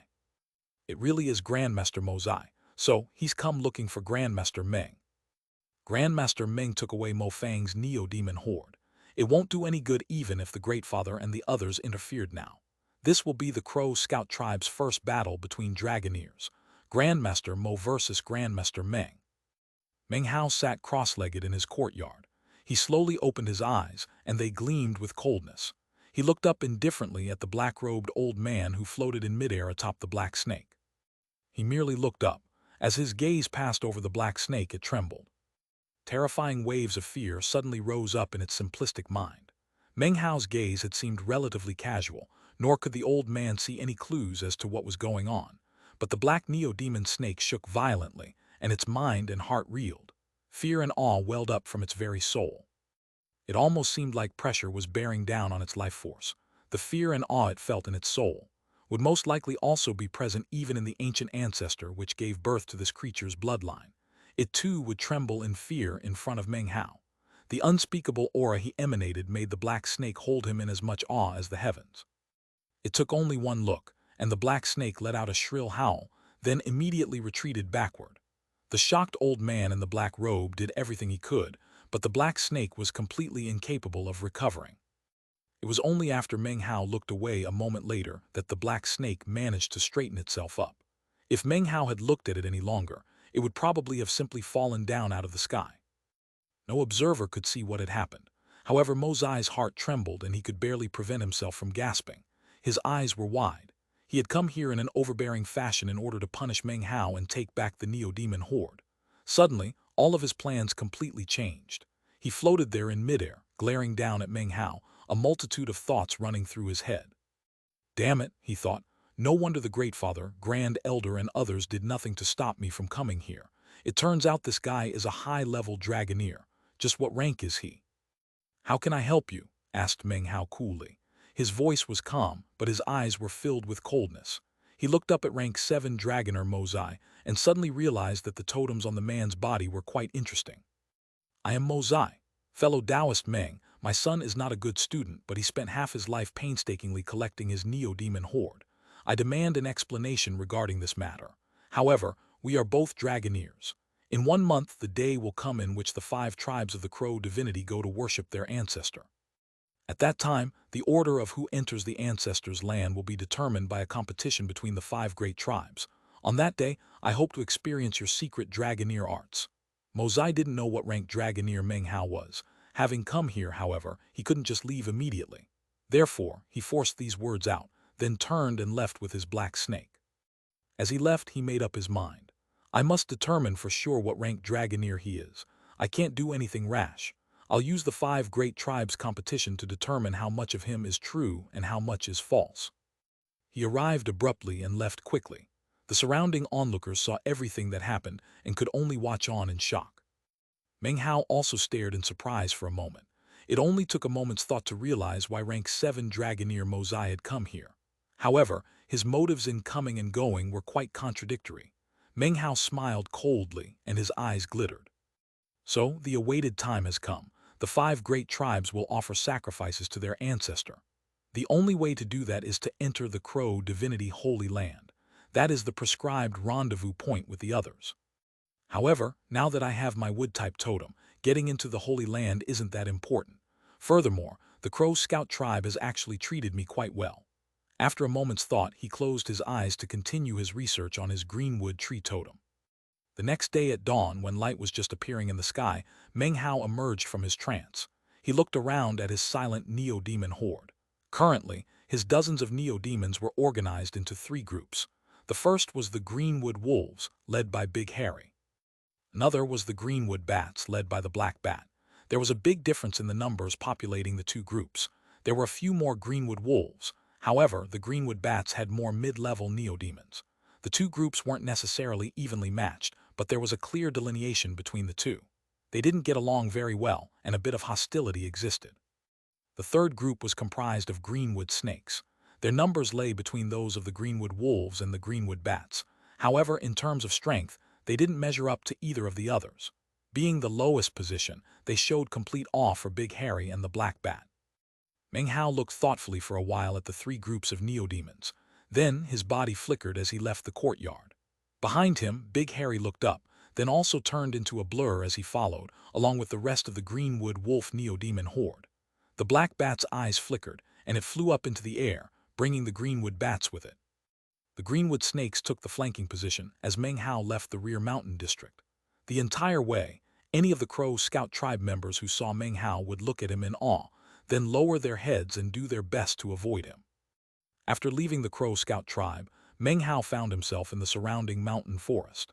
As he usually did, he sent the various Neo-Demon hordes in different directions to hunt for food.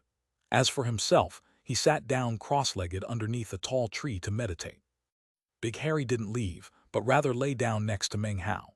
He looked lazy, but in truth, his eyes were filled with vigilance and coldness as he looked around. Meng Hao had been in the Crow Scout tribe for more than half a year now. During that time, he had often taken his Greenwood wolves out to hunt. Each time, Big Harry would keep a close watch on Meng Hao. As for food, it was usually brought back to him by the other Greenwood wolves. Unless Meng Hao ordered him, he would never leave his side. Now, Meng Hao's Neo-Demon horde had grown much stronger and larger. Nonetheless, Big Harry continued to act the same as before. Meng Hao petted Big Harry's head. As he did, he thought of the Mastiff. He suddenly sent his mind into the blood-colored mask. Sensing that the Mastiff was still in a state of slumber, he sighed. "When will you finally wake up?" he thought. He retracted his spiritual sense, then looked at the surrounding forest. A breeze wafted through the trees, giving rise to a rustling sound. At first glance, it almost looked like the southern domain. However, there was also something unfamiliar about it. It didn't feel like home at all. After leaving the Black Lands, the power of the celestial talisman that was interfering with the Jai clan's search for me must have vanished. From now on, I need to be ready at any time for the Jai clan to come after me. Although, despite being away from the Black Lands, perhaps I have enough celestial talisman power on my person to continue to provide interference. He looked up into the sky, his heart filled with questions. During the past more than half year, he hadn't seen a single person from the Jai clan. Now, he was starting to come to the conclusion that acquiring the celestial talisman symbols and using them to gain enlightenment must be one of the main reasons that the Jai clan wasn't coming after him. The Jai clan, he thought, his eyes filling with coldness. One of these days I will become strong. Then the Jai clan will be forced to acknowledge my superiority. He took a deep breath and determination filled his eyes. It was at this moment that Meng Hao's mind suddenly flickered. He turned his head to look off into the distance. In addition, a high-pitched voice suddenly drifted into his ears from off into the distance. "It doesn't matter if the first person to spot that iron-black snake was you or me. My master is rank 7 Dragoneer Gu La. Do you really dare to contend with this young master?" This chapter was sponsored by Alan Tam. Gu La is the Western Desert Dragoneer who Meng Hao captured when he first arrived at Holy Snow City. Later, Gu La, along with the Wild Giant, disappeared when Meng Hao teleported to the region of the 5 Crow divinity tribes. Chapter 412, My Master is Gu La. The wooded mountain where Meng Hao was located was some distance from the Crow Scout tribe, deep in the boundless mountain chain. In accord with his usual custom, Meng Hao took his Neo-Demon horde to increasingly remote areas. Hearing the voice, he simply listened for a while. Meng Hao rarely ran into people here. After hearing the voice, he sent out spiritual sense to check the situation. Not far off, separated by a medium-sized mountain, a group of 7 or 8 Crow Scout tribe members faced off wrathfully against 3 others, Crow Soldier tribe members by their clothing. The 3's leader was a young man with early Foundation establishment cultivation. The 2 flanking him were older, their faces twisted with cold grins and contempt as they stared at the Crow Scout tribe members. Wu Chen, Wu Ling, and Wu Hai were among the Crow Scout tribe members, along with others Meng Hao knew, all outstanding figures of the younger generation. They stood surrounded by neo-demons that radiated fierce auras and glared at the 3 Crow Soldier tribe members. Between the 2 groups lay an indistinct shimmering net. Within it, a small black snake lay unconscious. Wu Ling gritted her teeth and said, "We found that iron-black snake and paid a heavy price to capture it. What right do you have to take it?" The young man laughed coldly, ignoring the Crow Scout tribe members. He walked toward the black net and waved his hand to take it. Wu Ling clenched her jaw and incanted with her right hand.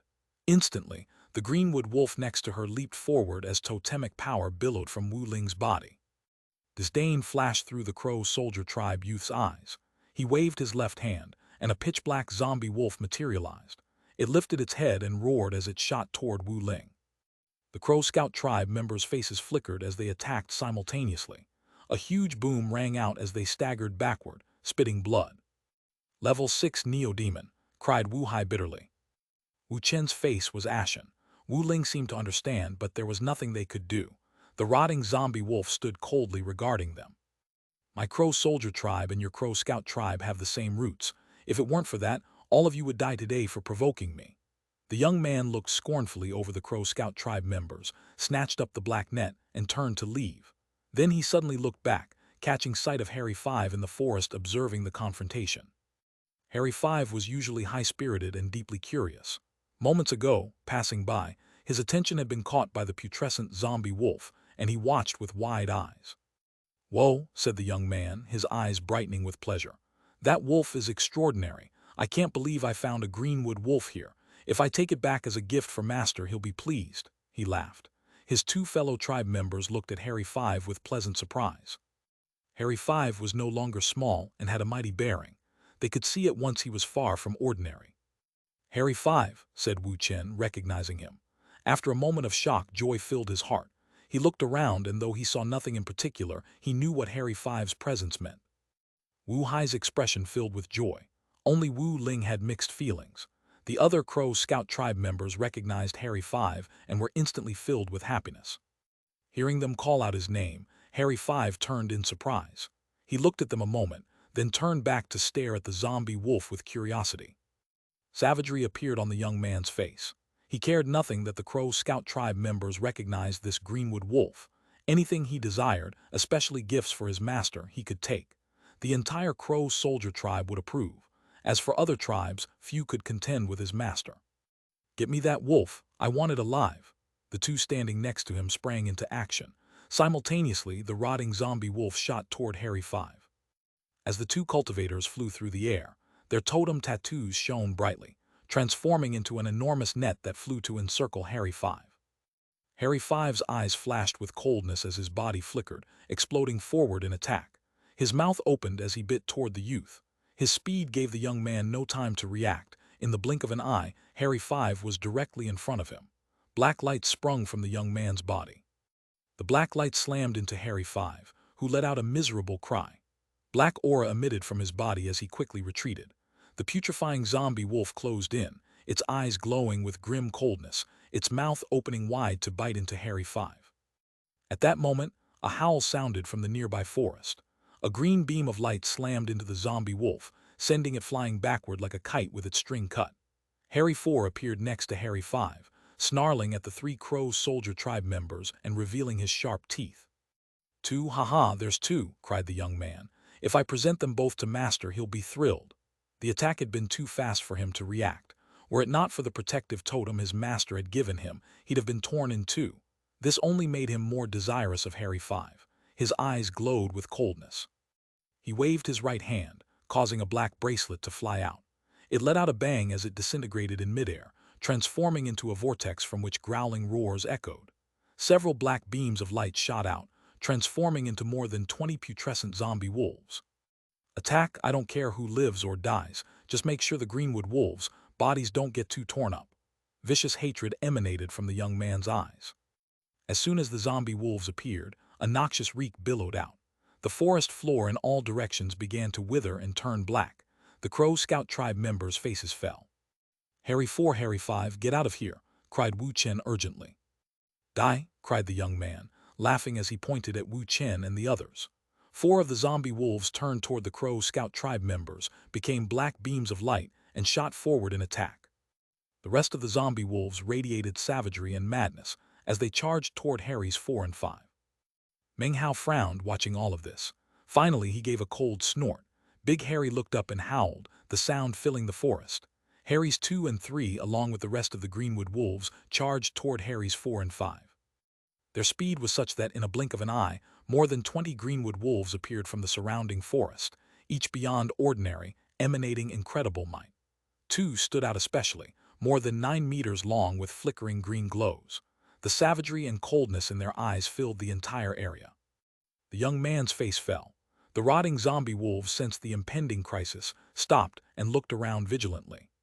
"Harry 2, Harry 3, shouted Wu Chen excitedly. The young man from the Crow soldier tribe looked shocked. His 2 companions also looked around in surprise at the approaching Greenwood wolves.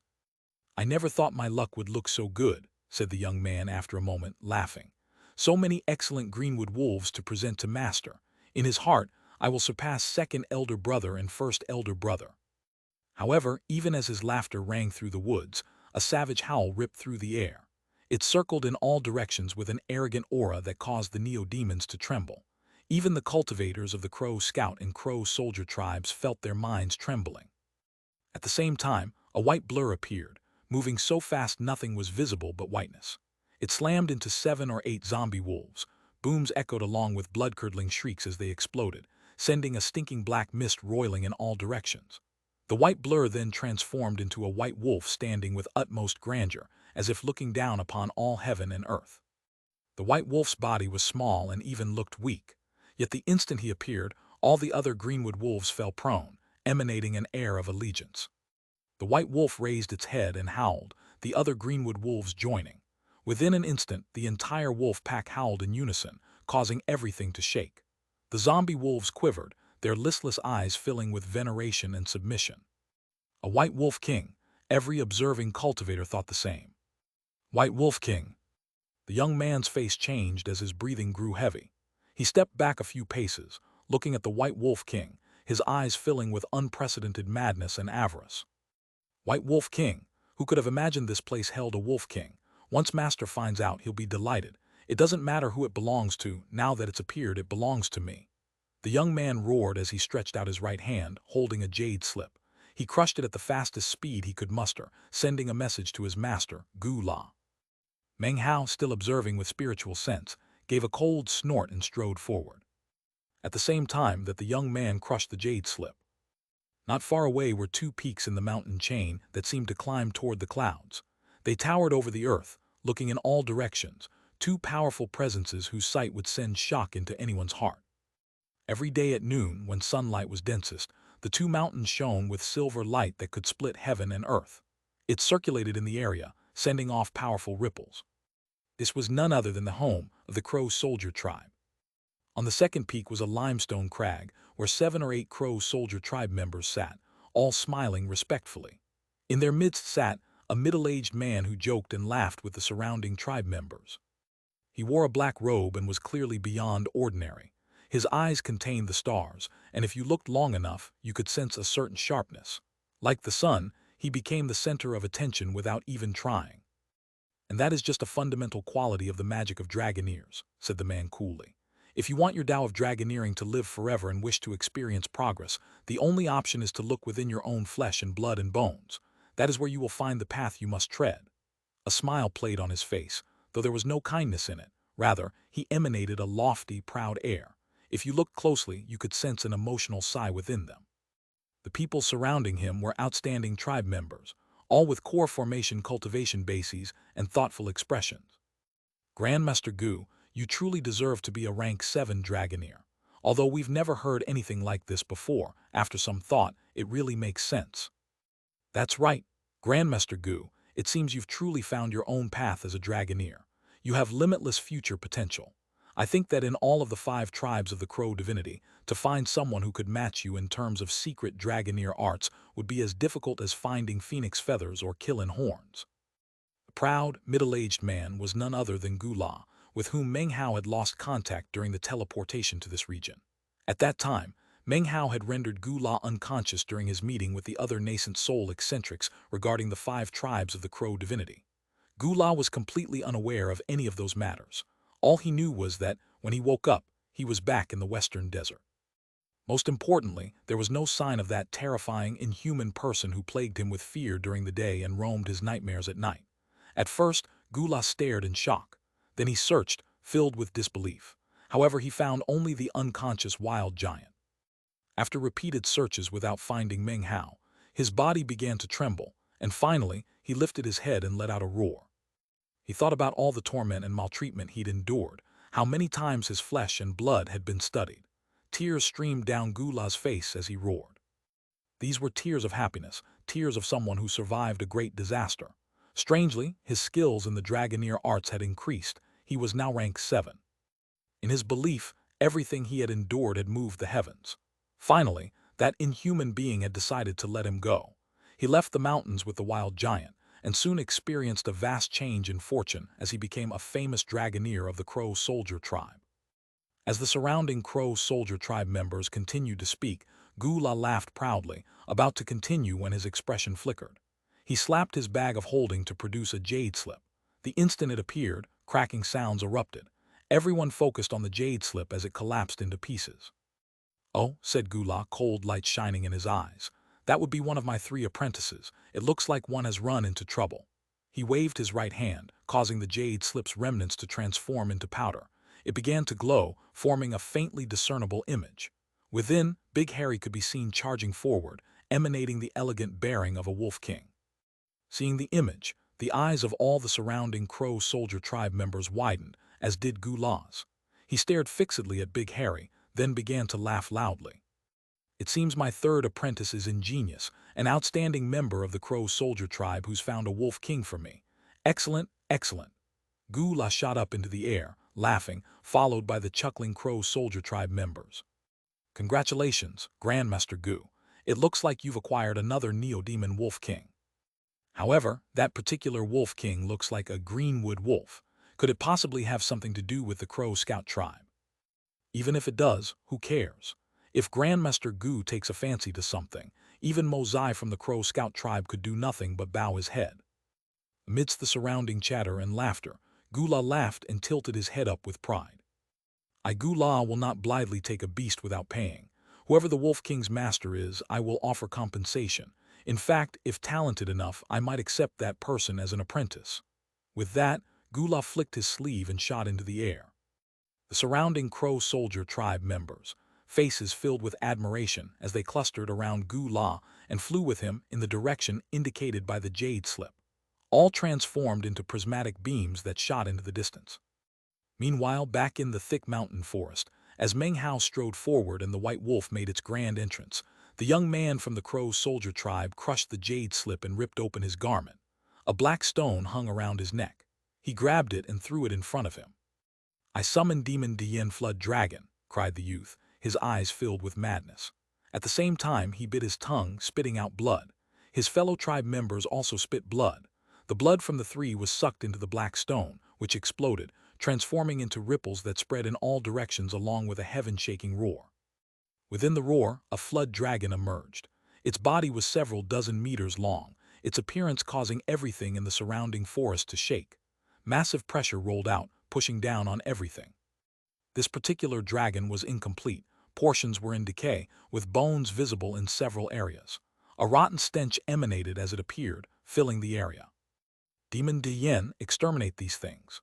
The young man's eyes radiated madness. This flood dragon was a life-saving neo-demon gifted by his master, not level 6, but level 7. It was incredibly powerful, and once it appeared, the young man should be able to finish the battle before his master arrived. "That's level 7. He actually has a level 7 neo-demon. Impossible." The faces of the surrounding Crow Scout tribe members immediately flickered, filling with disbelief.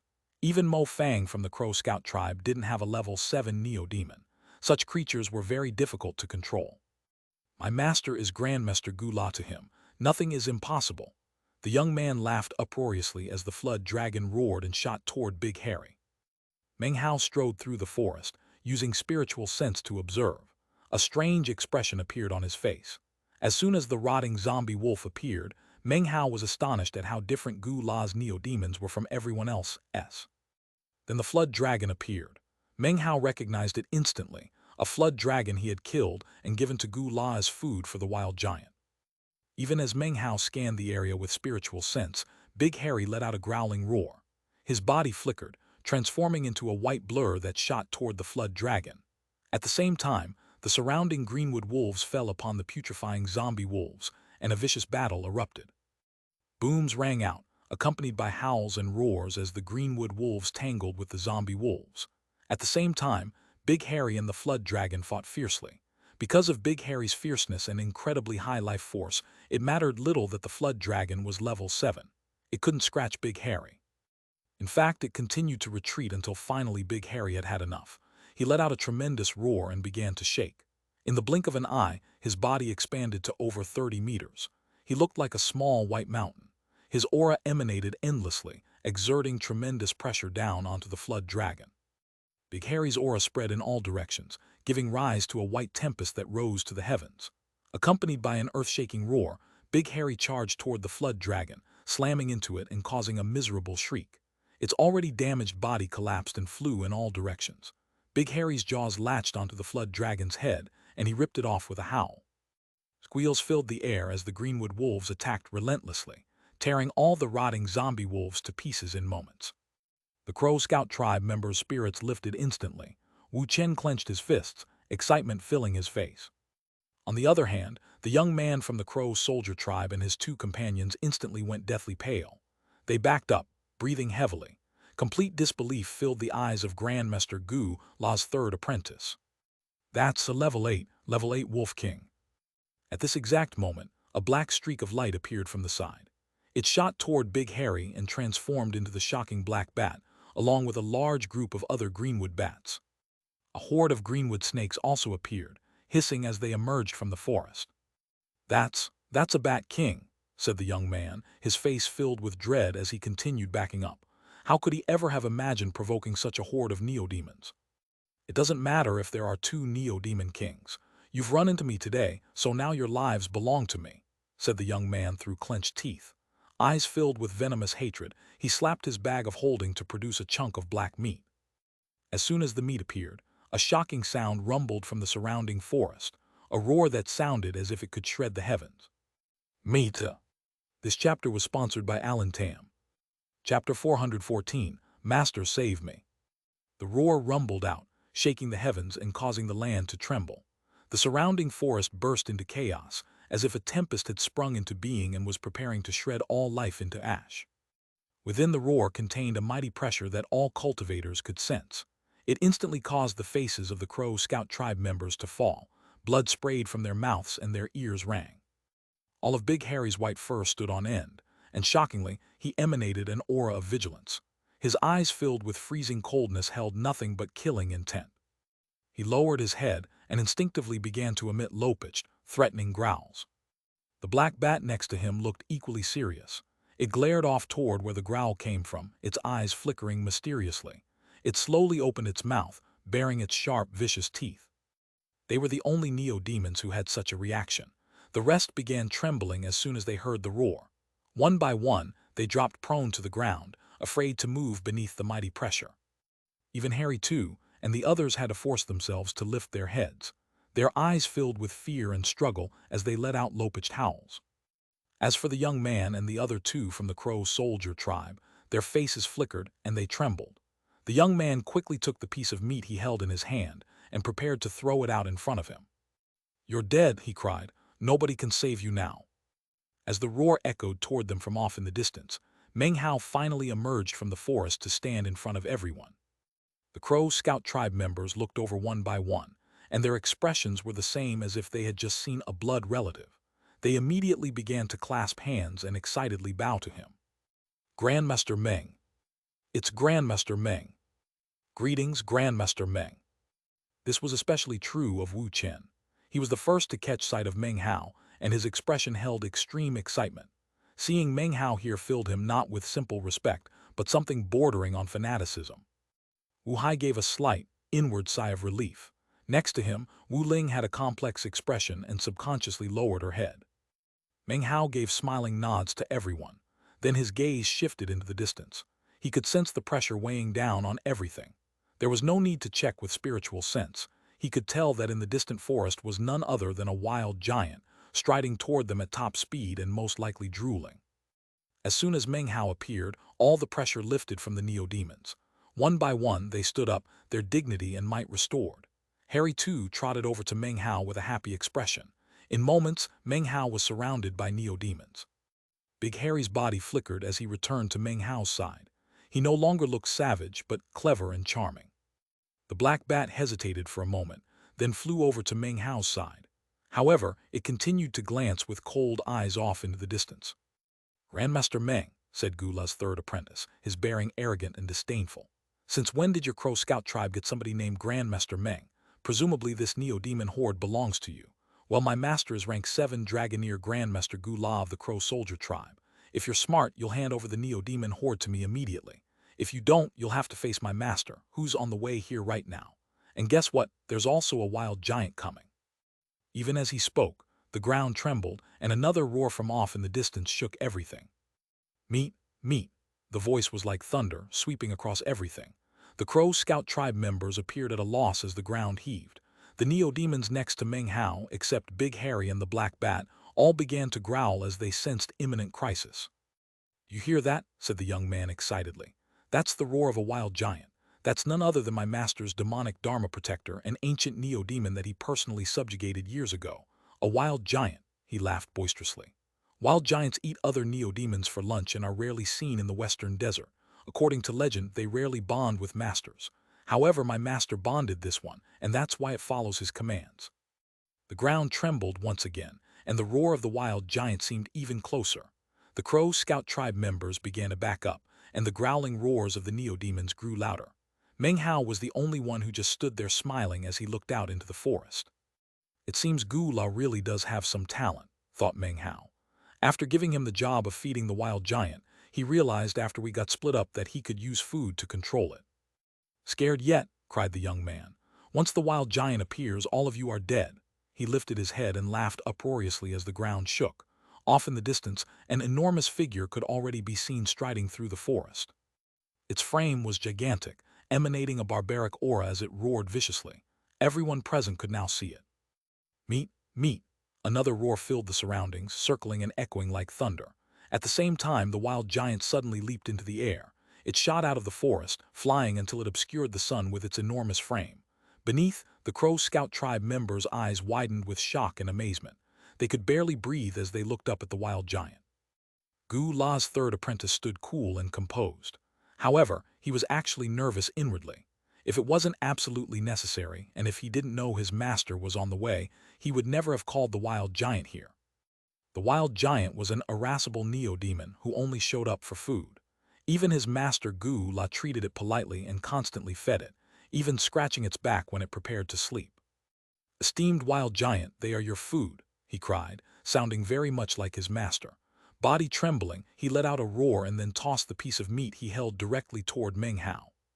At the same time, he retreated back. The other two Crow soldier tribe members made to follow, their faces pale and their bodies trembling. However, they were too late. The wild giant descended like a storm. While still in midair, its huge hand shot down and snatched one of the two Crow soldier tribe cultivators. The man screamed as the wild giant tossed him into its mouth. Crunching sounds echoed and he was swallowed. Meat, meat, roared the wild giant. In its eyes, cultivators and neo-demons meant nothing.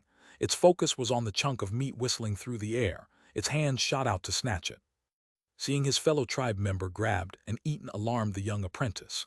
Even stronger was the cruelty that welled up within him. He saw the wild giant's hand moving toward Meng Hao and began to laugh wildly. The neo-demons that young master wanted are just about. Before he could finish, his eyes went wide with disbelief. He stared, gaping, first confused, then struck dumb with amazement. This was because Meng Hao suddenly spoke. All you think about all day is eating meat. Get your butt over here. Then the young man saw what Meng Hao did. He reached out and grabbed the meat as the wild giant neared. Shockingly, as soon as it heard Meng Hao's words, its entire body began to tremble. To the wild giant, Meng Hao's voice contained heavenly pressure.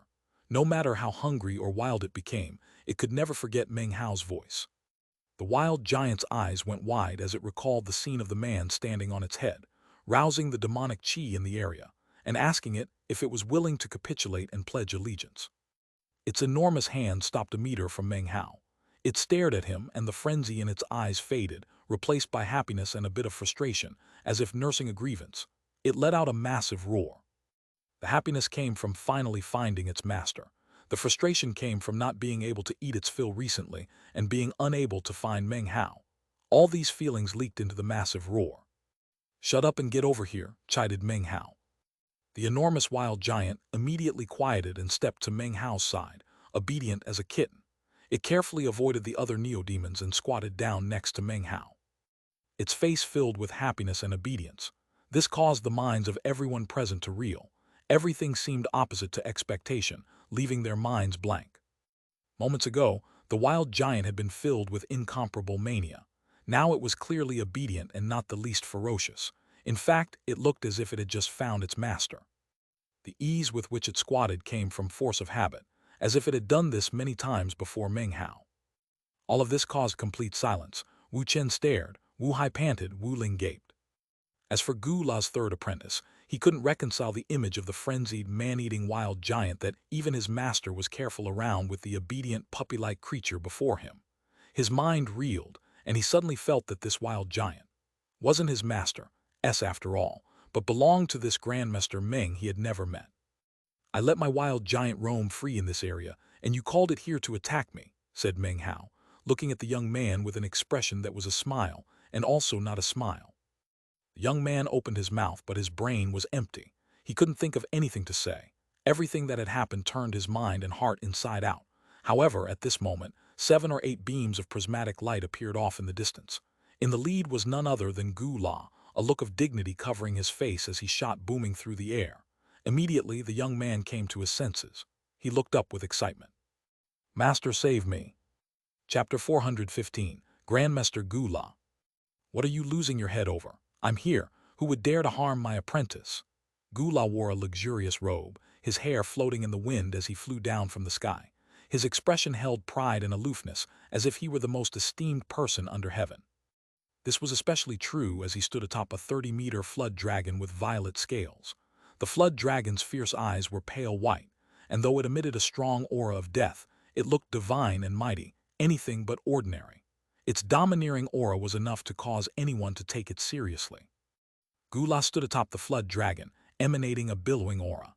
Next to him, the other Crow soldier tribe cultivators all had core formation cultivation bases. Clearly, none were ordinary tribe members, but influential figures. They clustered around Gula as he shot down from the sky. Gula glanced coolly over the situation, his expression one of authority. The first thing he saw, naturally, was the enormous figure of the wild giant. However, the angle prevented him from seeing Meng Hao on the wild giant's other side.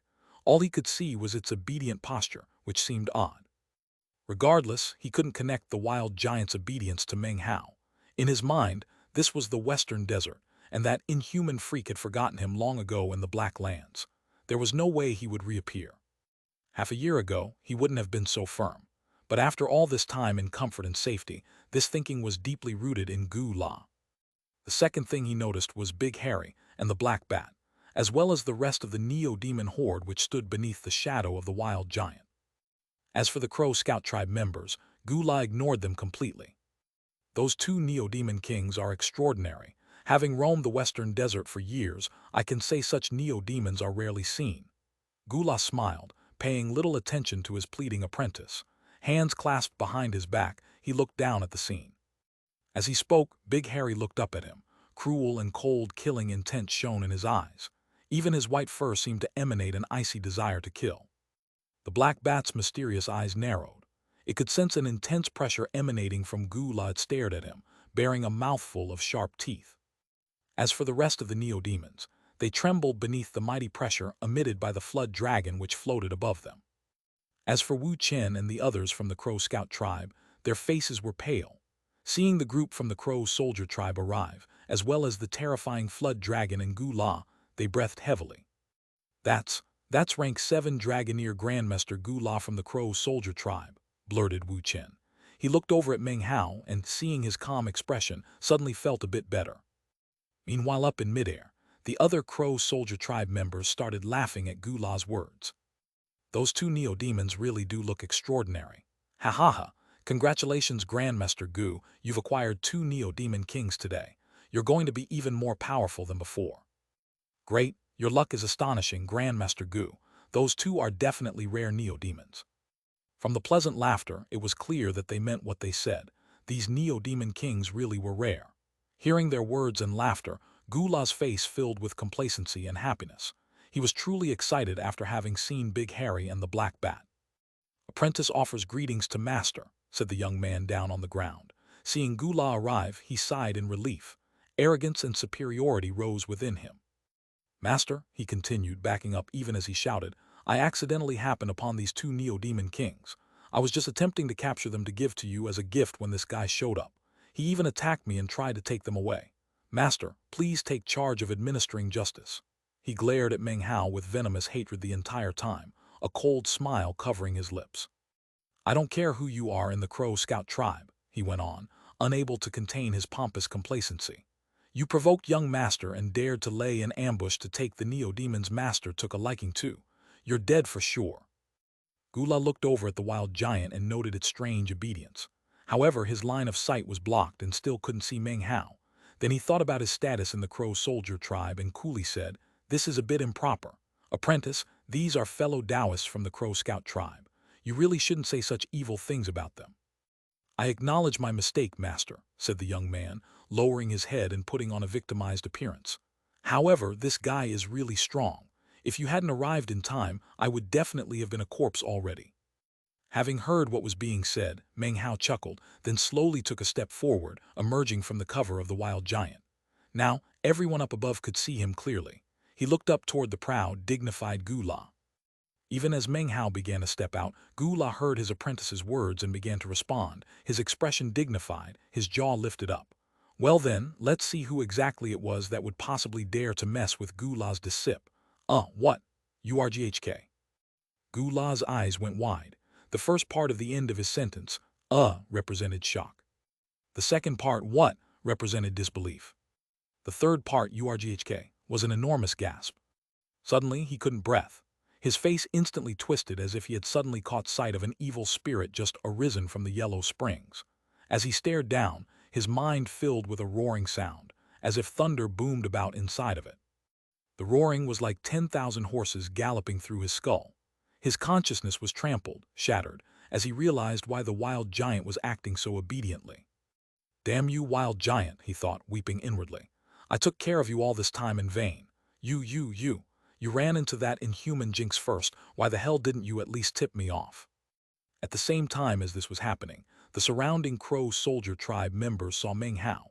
Their expressions were that of indifference as they began to call out. "Fellow Taoists from the Crow Scout tribe, your actions are beyond proper. Since Grandmaster Gu La's apprentice saw these neo-demons first, that means he had the right to capture them. For you to steal them in such a fashion is taking advantage of the Crow soldier tribe in an extreme way. It turns out the trifling Crow Scout tribe is full of bandits. I bet that guy is a Crow Scout tribe vassal. Piddling vassal, do you really dare to be so aggressive? I'd love to see if you have the gall to try to kill any Crow soldier tribe members while we're around." Of course, the cultivators who had accompanied Gu La had no idea who Meng Hao was. Although he had caused a stir in the Crow Scout tribe, the Great Father and other powerful members of the tribe had interfered with the spread of news. This enabled Meng Hao's identity to remain a mystery. No outsider knew any of the details. Even news of his battle with Mo Fang had been suppressed on strict orders from the tribe. Not a scrap of information had leaked out. Trembling, Gula said, "Ha ha ha, actually I'm pretty tired today. Take care everyone, I'll take my leave." He backed up immediately, about to turn and transform into a beam of light and flee at top speed when he was blocked by some of the nearby Crow soldier tribe members. "Grandmaster Gu, what's wrong?" "Yeah, what's going on, Grandmaster Gu? Those two Neo-Demon Kings are matchlessly divine and mighty. It's impossible to be mistaken, completely impossible. They're definitely Neo-Demon Kings." "Oh, it doesn't matter," gushed Gula, his heart shaking. "I just remembered I forgot to feed one of my Neo-Demon hordes. That's, see you." He shoved off the restraining hands of the Crow soldier tribe members and was about to ignore everyone and leave. However, his young apprentice, seeing Gula about to leave, shot into the air to block his way. "Master, this guy didn't just attack me when I mentioned your name, he got all arrogant and bossy. He even insulted you, master. This is intolerable." Meng Hao watched all of this with a smileless smile. Patting the wild giant next to him, he realized that this new version of Gu La was much more amusing than before. Wu Chen and the others from the Crow Scout tribe stared in shock as the scene unfolded. Confusion covered their faces. They couldn't understand why Grandmaster Gu La would arrive in such an impressive, overwhelming fashion, but then act like this. Without thinking, they looked over at Meng Hao. It wasn't just them. The group from the Crow soldier tribe also could tell that something fishy was going on. "Screw off," roared Gula. He lifted his hand, about to push the young man out of the way when Meng Hao spoke again. "Since you're here," Meng Hao said with a laugh, "there's no need to rush off." These words made Gula quiver. He slowly turned, forcing a smile onto his face that made it look almost like he was crying. His body shook violently, and his mind roared. A roar of frustration and rage echoed in his heart. "How could it be?" he thought. "This is the Western Desert. It's not the Black Lands. How could he be here? Images began to flicker through his mind. That of the first moment he had met Meng Hao, to all the research he had been subjected to, and finally his recent happy days. Now, however, the good times had evaporated into a nightmare that would never go away. How could it be? Gula felt grief and indignation, but he had no choice but to turn, blinking, to look at Meng Hao and pretend he had just noticed him. His expression feigned happiness, though all ability to think or speak had left him. Before he had a chance to say anything to Meng Hao, Gula's third apprentice noted that his master was turning and sighed in relief. Then he turned to glare viciously at Meng Hao. "You're dead. You provoked a rank 7 Dragoneer. Even if you are from the Crow Scout tribe, they won't protect you now." The young man was growing even more aggressive.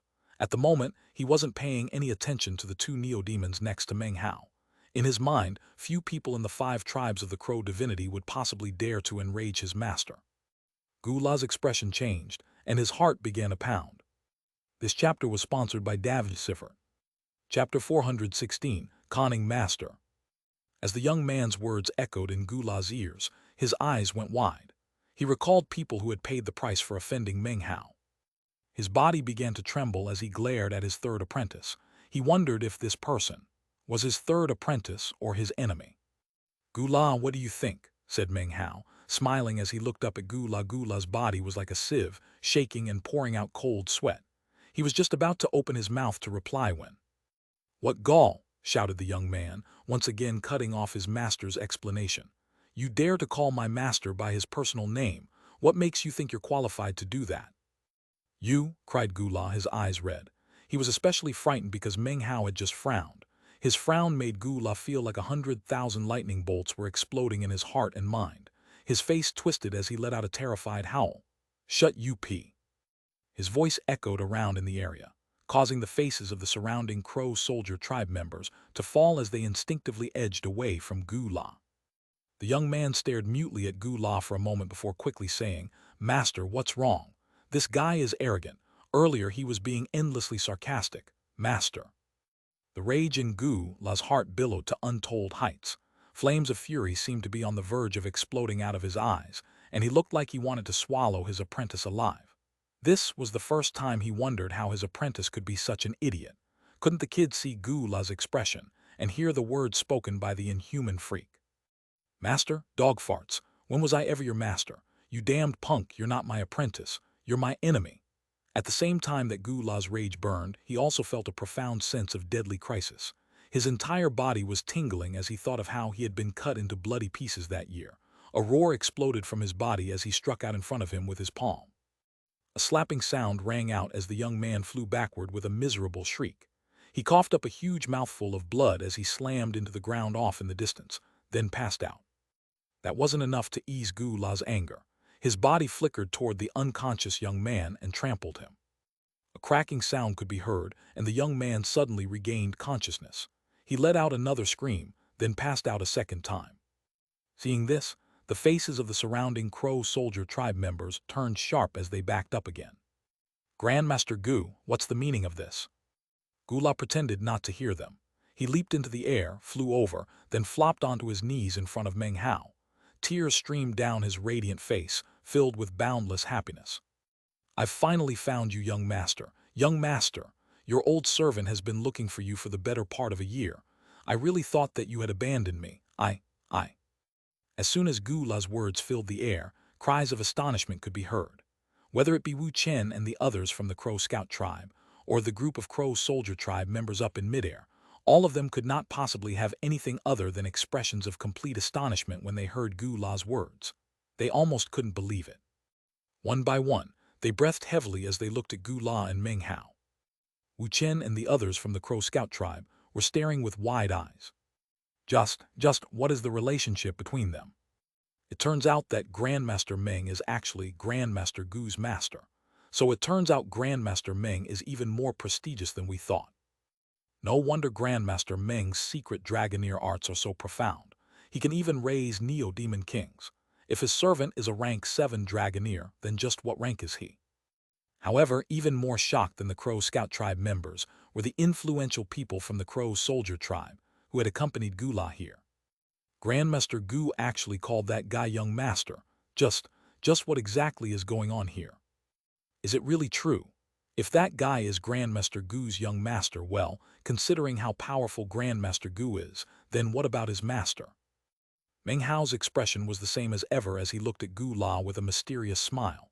Obviously, Gula was worried that Meng Hao would exact some sort of punishment on him. He clearly regretted everything that had happened before. Now, he kneeled there, looking anxiously at Meng Hao, his expression one of bereavement and pleading. "You've taken good care of the wild giant," said Meng Hao coolly. "When I need you, I'll call for you."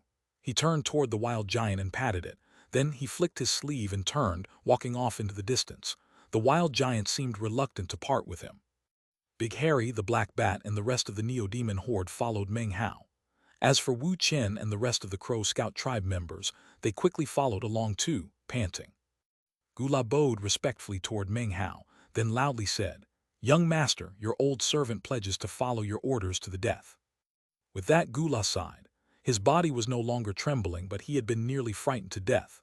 He watched Meng Hao leave before rising to his feet, the proud and lofty expression once again appearing on his face. Hands clasped behind his back, he turned toward the shocked, gaping Crow soldier tribe members.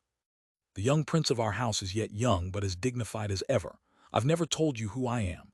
I am the Tao protector of a mysterious western desert legacy.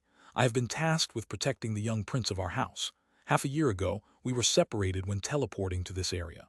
Rolling his eyes at them, he patted the wild giant, then took it to head back toward the Crow soldier tribe.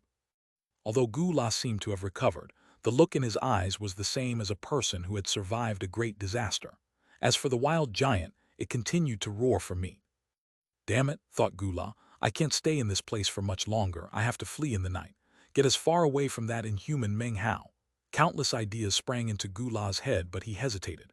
He recalled the words Meng Hao had spoken just before he left, and he struggled inwardly. A moment later, he let out a long sigh. In the end, he just didn't have the courage to flee secretly. Meanwhile, Meng Hao proceeded through the mountains, followed by his Neo-Demon horde. Wu Chen and the others from the Crow Scout tribe followed cautiously. They couldn't help but look at Meng Hao with respect, Wu Ling included. Of course, Wu Chen's respect for Meng Hao had long since turned to fanaticism. Everyone was quiet. Meng Hao didn't speak, so neither did anyone else dare to make any noise. Eventually, they emerged from the mountain forest. Off in the distance, the Crow Scout tribe was now visible. Finally, Wu Chen couldn't take it any longer. After a moment's hesitation, he hurried forward and said in a lowered voice, Grandmaster Meng. Grandmaster Meng, sir, just what is the relationship between you and Grandmaster Gu?" Behind him, the eyes of the others began to shine. This was the same question all of them had been hesitating about the entire time. Meng Hao didn't pause as he proceeded forward. Instead, he smiled. "When I came to this place, I brought along a wild giant who happens to be addicted to meat. Feeding it was quite bothersome. Thankfully, I had an attendant in charge of taking care of the wild giant. He was none other than Gu La." Having given this simple explanation, Meng Hao continued onward. When Wu Chen heard the explanation, it resounded like thunderclaps in his ears. The others gasped and looked at Meng Hao with expressions even more fanatical than before. From what they could tell, the wild giant was a neo-demon, and a shocking one at that. But even more shocking was that Meng Hao had a rank 7 Dragoneer raising it for him. All of this immediately turned into cloak of mystery that enveloped Meng Hao in their eyes. As they neared the Crow Scout tribe, Meng Hao turned back to look at Wu Chen and the others. With a smile, he said, "I don't mind you knowing about this, but please don't spread the word." Then he turned, transforming into a beam of light that shot off into the distance along with his Neo-Demon horde. Wu Chen and the others clasped hands and bowed as he left. They all decided that since Grandmaster Meng did not wish the events that had occurred today to spread, they definitely wouldn't mention them to anyone. Wu Chen and the others watched him until he disappeared. All of them had indescribable feelings. What they had experienced today far exceeded anything in their past. Sighing emotionally, they continued onward toward the tribe. In contrast to the fanaticism of Wu Chen, Wu Ling was thoughtful as she walked silently through the tribe. She had a dark, torn look on her face, as well as a bit of hesitation. However, after glancing back at Wu Chen, her eyes filled with determination that added a certain special beauty to her looks. After night fell, Wu Ling's figure turned into a beam of light that shot directly toward Meng Hao's courtyard. She arrived quickly, whereupon she stood outside beneath the moonlight, beautiful enough to make anyone's heart pound. Biting her lip but eyes filled with determination, she stepped forward and then softly said, "Wu Ling requests an audience with Grandmaster Meng." Meng Hao sat cross-legged in the courtyard. His eyes opened and he scanned the area. When he caught sight of Wu Ling, his brow furrowed. However, he didn't refuse her. Without saying a word, he waved his hand, causing the courtyard door to open.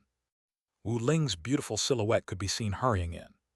She stood there nervously and, seeing Meng Hao's cold expression, quickly said, "Many thanks for allowing Wu Ling to enter, Grandmaster Meng." Meng Hao looked at her, expressionless. Last time when Wu Chen came to ask for your help, Wu Ling did not understand matters and made many improper remarks. Grandmaster Meng, please don't take offense. She was starting to get even more nervous and was now unconsciously gripping the corner of her garment. She lowered her head. Meng Hao frowned. She was now panting a little bit. Her mind felt as if it were in chaos. All the words she had prepared before coming here just wouldn't come out. Regarding the matter today, please don't worry, Grandmaster Meng. I will make sure they understand not to spread the word. Why are you here? Barked Meng Hao coldly, cutting her off. Wu Ling was now completely nervous. Meng Hao's loud words caused her heart to tremble. Gritting her teeth, she looked up. As she did, her right hand reached up and unfastened her outer garment. The garment immediately fell to the ground, revealing her yellowish-pink underclothing. Beneath the moonlight, her beautiful curves suddenly seemed to emanate a soul-stirring air of seduction. Her face was pale, but her eyes were determined. She stood there beneath the moon, trembling slightly, but staring at Meng Hao with gritted teeth. Expand. Meng Hao stared in shock. Without realizing it, his eyes gazed down at her body. He found himself thinking about Chu Yuyan. Grandmaster Meng, I'm willing to do anything for my younger brother. Her body trembled, but she held her head high nonetheless. The moon accentuated her beauty, making her particularly enticing. Meng Hao didn't say anything. Wu Ling's purpose was clear. She wanted to help her brother acquire a proper position and status within the Crow Scout tribe. Accomplishing something like that wouldn't be difficult for Meng Hao. Be it in terms of his cultivation base or his identity as a dragoneer, if he threw his support behind someone from one of the three bloodlines, it would be enough. After a long moment passed, Meng Hao looked back up and said, I'm not very interested in your body. Having reached his current level of cultivation base, he could ignore the changes wrought by time. His interest in such matters had cooled. He had never experienced the passionate love between a man and a woman, and so could look down on such carnal temptations. With a simple nod of his head, vast numbers of women with low cultivation bases would throw themselves at him to acquire the protection of powerful expert of the great circle of the gold core, a person who could contend with the early nascent soul stage. However, Meng Hao's heart was not focused on lust. His ambitions lay in the eastern lands and the Great Tang, in immortal ascension, in superseding the Jai clan, in assuring that no one under heaven could interfere with his plans, in preventing the heavens from ever suppressing him. These were his dreams. From the moment he had entered the cultivation world, he had pursued the path of his dreams. In this life, he would not be an insect to others. In pursuit of these dreams, he had entered the southern domain. In pursuit of these dreams, he had gone to the Black Lands. In pursuit of these dreams, he had traveled to the western desert to search for the path of his five-colored nascent soul. With the passage of time, these things had become indelibly imprinted on his heart. This was his path. Wu Ling's face was ashen and she bit her lip. She could see Meng Hao's calmness and could see that his gaze wasn't the bit affected by her body. She knew what he said to be true. He didn't care about her body. The moonlight poured down onto her, and she clenched her jaw as she looked at him bitterly. It was at this point that Meng Hao's eyes narrowed, and he suddenly looked directly at her chest. Just now, moonlight had fallen on her neck, and a pendant which hung there, something he hadn't noticed before. It was a silver pendant which let off a gentle aura beneath the moonlight. The design was that of a flower with 10 petals, a small, silver flower. Almost the same instant that Meng Hao caught sight of the pendant, he sensed the imminent awakening of the resurrection lily, which Shui Dongliu had sealed long ago. The signs of awakening were sudden. In the blink of an eye, intense pain filled his body, causing his face to flicker. Meng Hao's cultivation base back then couldn't even compare to his current one. Despite the fact that the pain washed over him like floodwaters, the only thing that Wu Ling could see was a slight flicker before his expression returned to normal. Meng Hao's hand lifted up in a snatching motion. The necklace snapped, and the pendant became a beam of silver light as it shot toward him. He grabbed it out of the air. Where did you get this? Even as he asked the question, his body filled with pain, and his cultivation base trembled as it fought back and forth with the resurrection lily. One tried to shake off its seal, the other tried to push back with full strength. Despite all that was happening, not a trace of it could be seen on Meng Hao's face. Wu Ling stared in shock and unconsciously raised her hand up to her neck. My mother gave that to me. You can leave now, said Meng Hao. As for the matter regarding Wu Chen, I will consider it. With that, he closed his eyes. He didn't return the pendant. Wu Ling hesitated for a moment, then bowed her head and put her garments back on. Giving Meng Hao a slight curtsy, she turned and left, feeling disconsolate and frustrated. When Wu Ling left the courtyard, Meng Hao finally couldn't control himself. His face went pale and sweat drops as big as beans poured down. In an instant, he was completely soaked. He waved his left hand, causing the greenwood tree totem to appear on his forehead. The eyeless larva could be seen on his right hand, and the surrounding neo-demon horde suddenly looked extremely vigilant. A gently glowing shield appeared, with Meng Hao at its center. It completely surrounded the entire courtyard as Meng Hao trembled, then coughed up a mouthful of blood. This blood was not red, but rather was made of 4 colors. It transformed into a mist which hovered in midair before him, forming into a resurrection lily. It faced Meng Hao and let out a soundless shriek that was filled with ferocity and obstinacy. Meng Hao's eyes glowed brightly. He began to rotate his cultivation base with full power and then closed his eyes. He did everything he could to suppress the resurrection lily. Soon, enough time had passed for an incense stick to burn, whereupon a tremor ran through his body. You want to come out? Fine. Meng Hao gave a cold harumph, then slapped his bag of holding to produce a scroll painting. It floated in front of him and slowly unfurled, seemingly under the power of some invisible force that wanted to open the resurrection lily painting. Meng Hao's eyes widened as he stared coldly at the painting. It trembled as a howl emerged from within that only Meng Hao could hear. They stared at each other, one man, one painting, for nearly an hour within the confines of the protective shield. Eventually, the unyielding howl began to fade slowly away. Finally, the painting fell to the ground with a flop.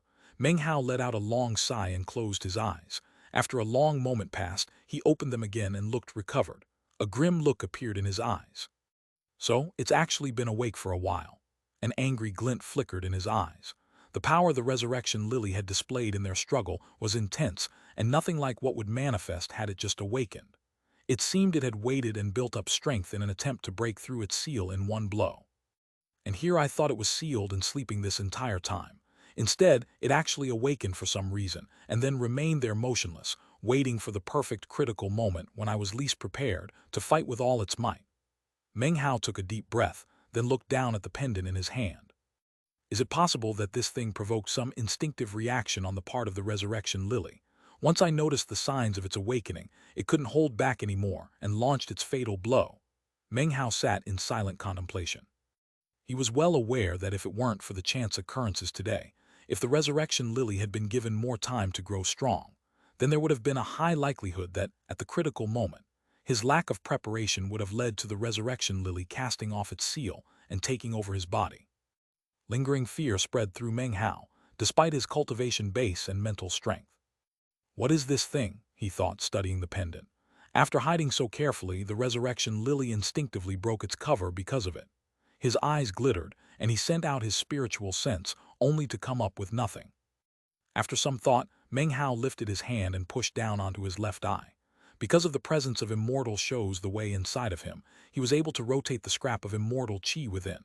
It coalesced into his eye, which he then blinked several times in succession. Suddenly, it glowed with brilliant light as he examined the pendant.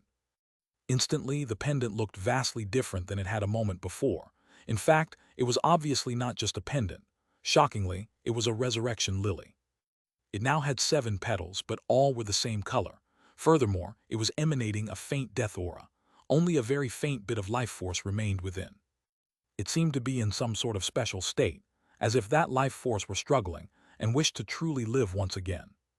Meng Hao suddenly understood. Don't tell me that this, is a resurrection lily seed. His left eye flickered, then returned to normal. His face was pale white as his right hand clenched around the pendant. He was breathing heavily now, and it took a long moment for him to recover his composure. Just what is this pendant? It actually provoked some instinctive change in resurrection lily even in the midst of its fear of being detected by me. Coldness filled his eyes, and he was about to crush down on the seed with his fist to smash it, when suddenly, something flickered in his mind. After a moment's deliberation, he lifted the seed up once more and examined it closely. His eyes then began to shine with a strange light. Crushing it would solve the main problem, but That would be quite a pity. This seed is the best object of reference. I have to study the resurrection lily and find its weakness. His eyes glittered as he put the resurrection lily seed away. I owe a great debt to Wu Chen and his sister, he thought. With that, he waved his hand, causing the protective shield to disappear. It was already early morning.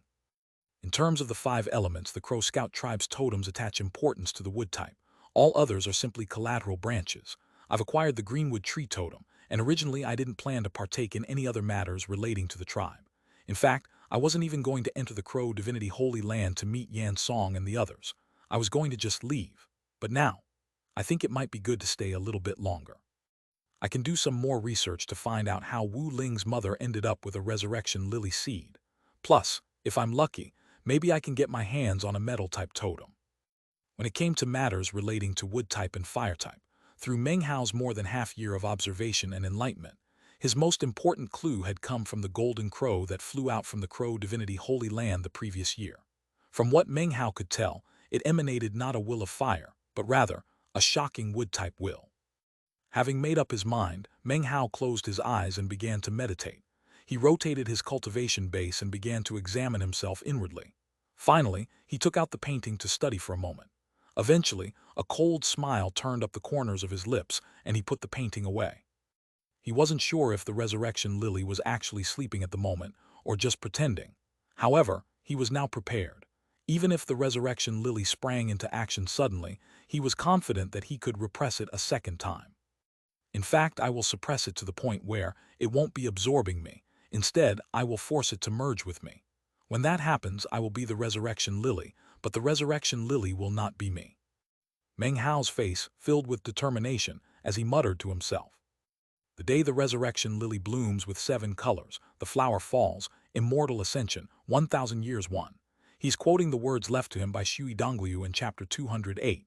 If I can fully master the secrets of this resurrection lily, then immortal ascension might not be so far-fetched. Meng Hao lifted his head to look up at the sky. He suddenly felt an intense desire to reach that stage of immortal ascension. It doesn't matter whether it has to do with demon sealing or immortal ascension. Without reaching that stage, I'm nothing but an insect in heaven and earth. With that, he closed his eyes, covering up that growing hope which could be seen inside. This chapter was sponsored by Richard Gilbert III, Davj Siffert, and Devin Alvarez.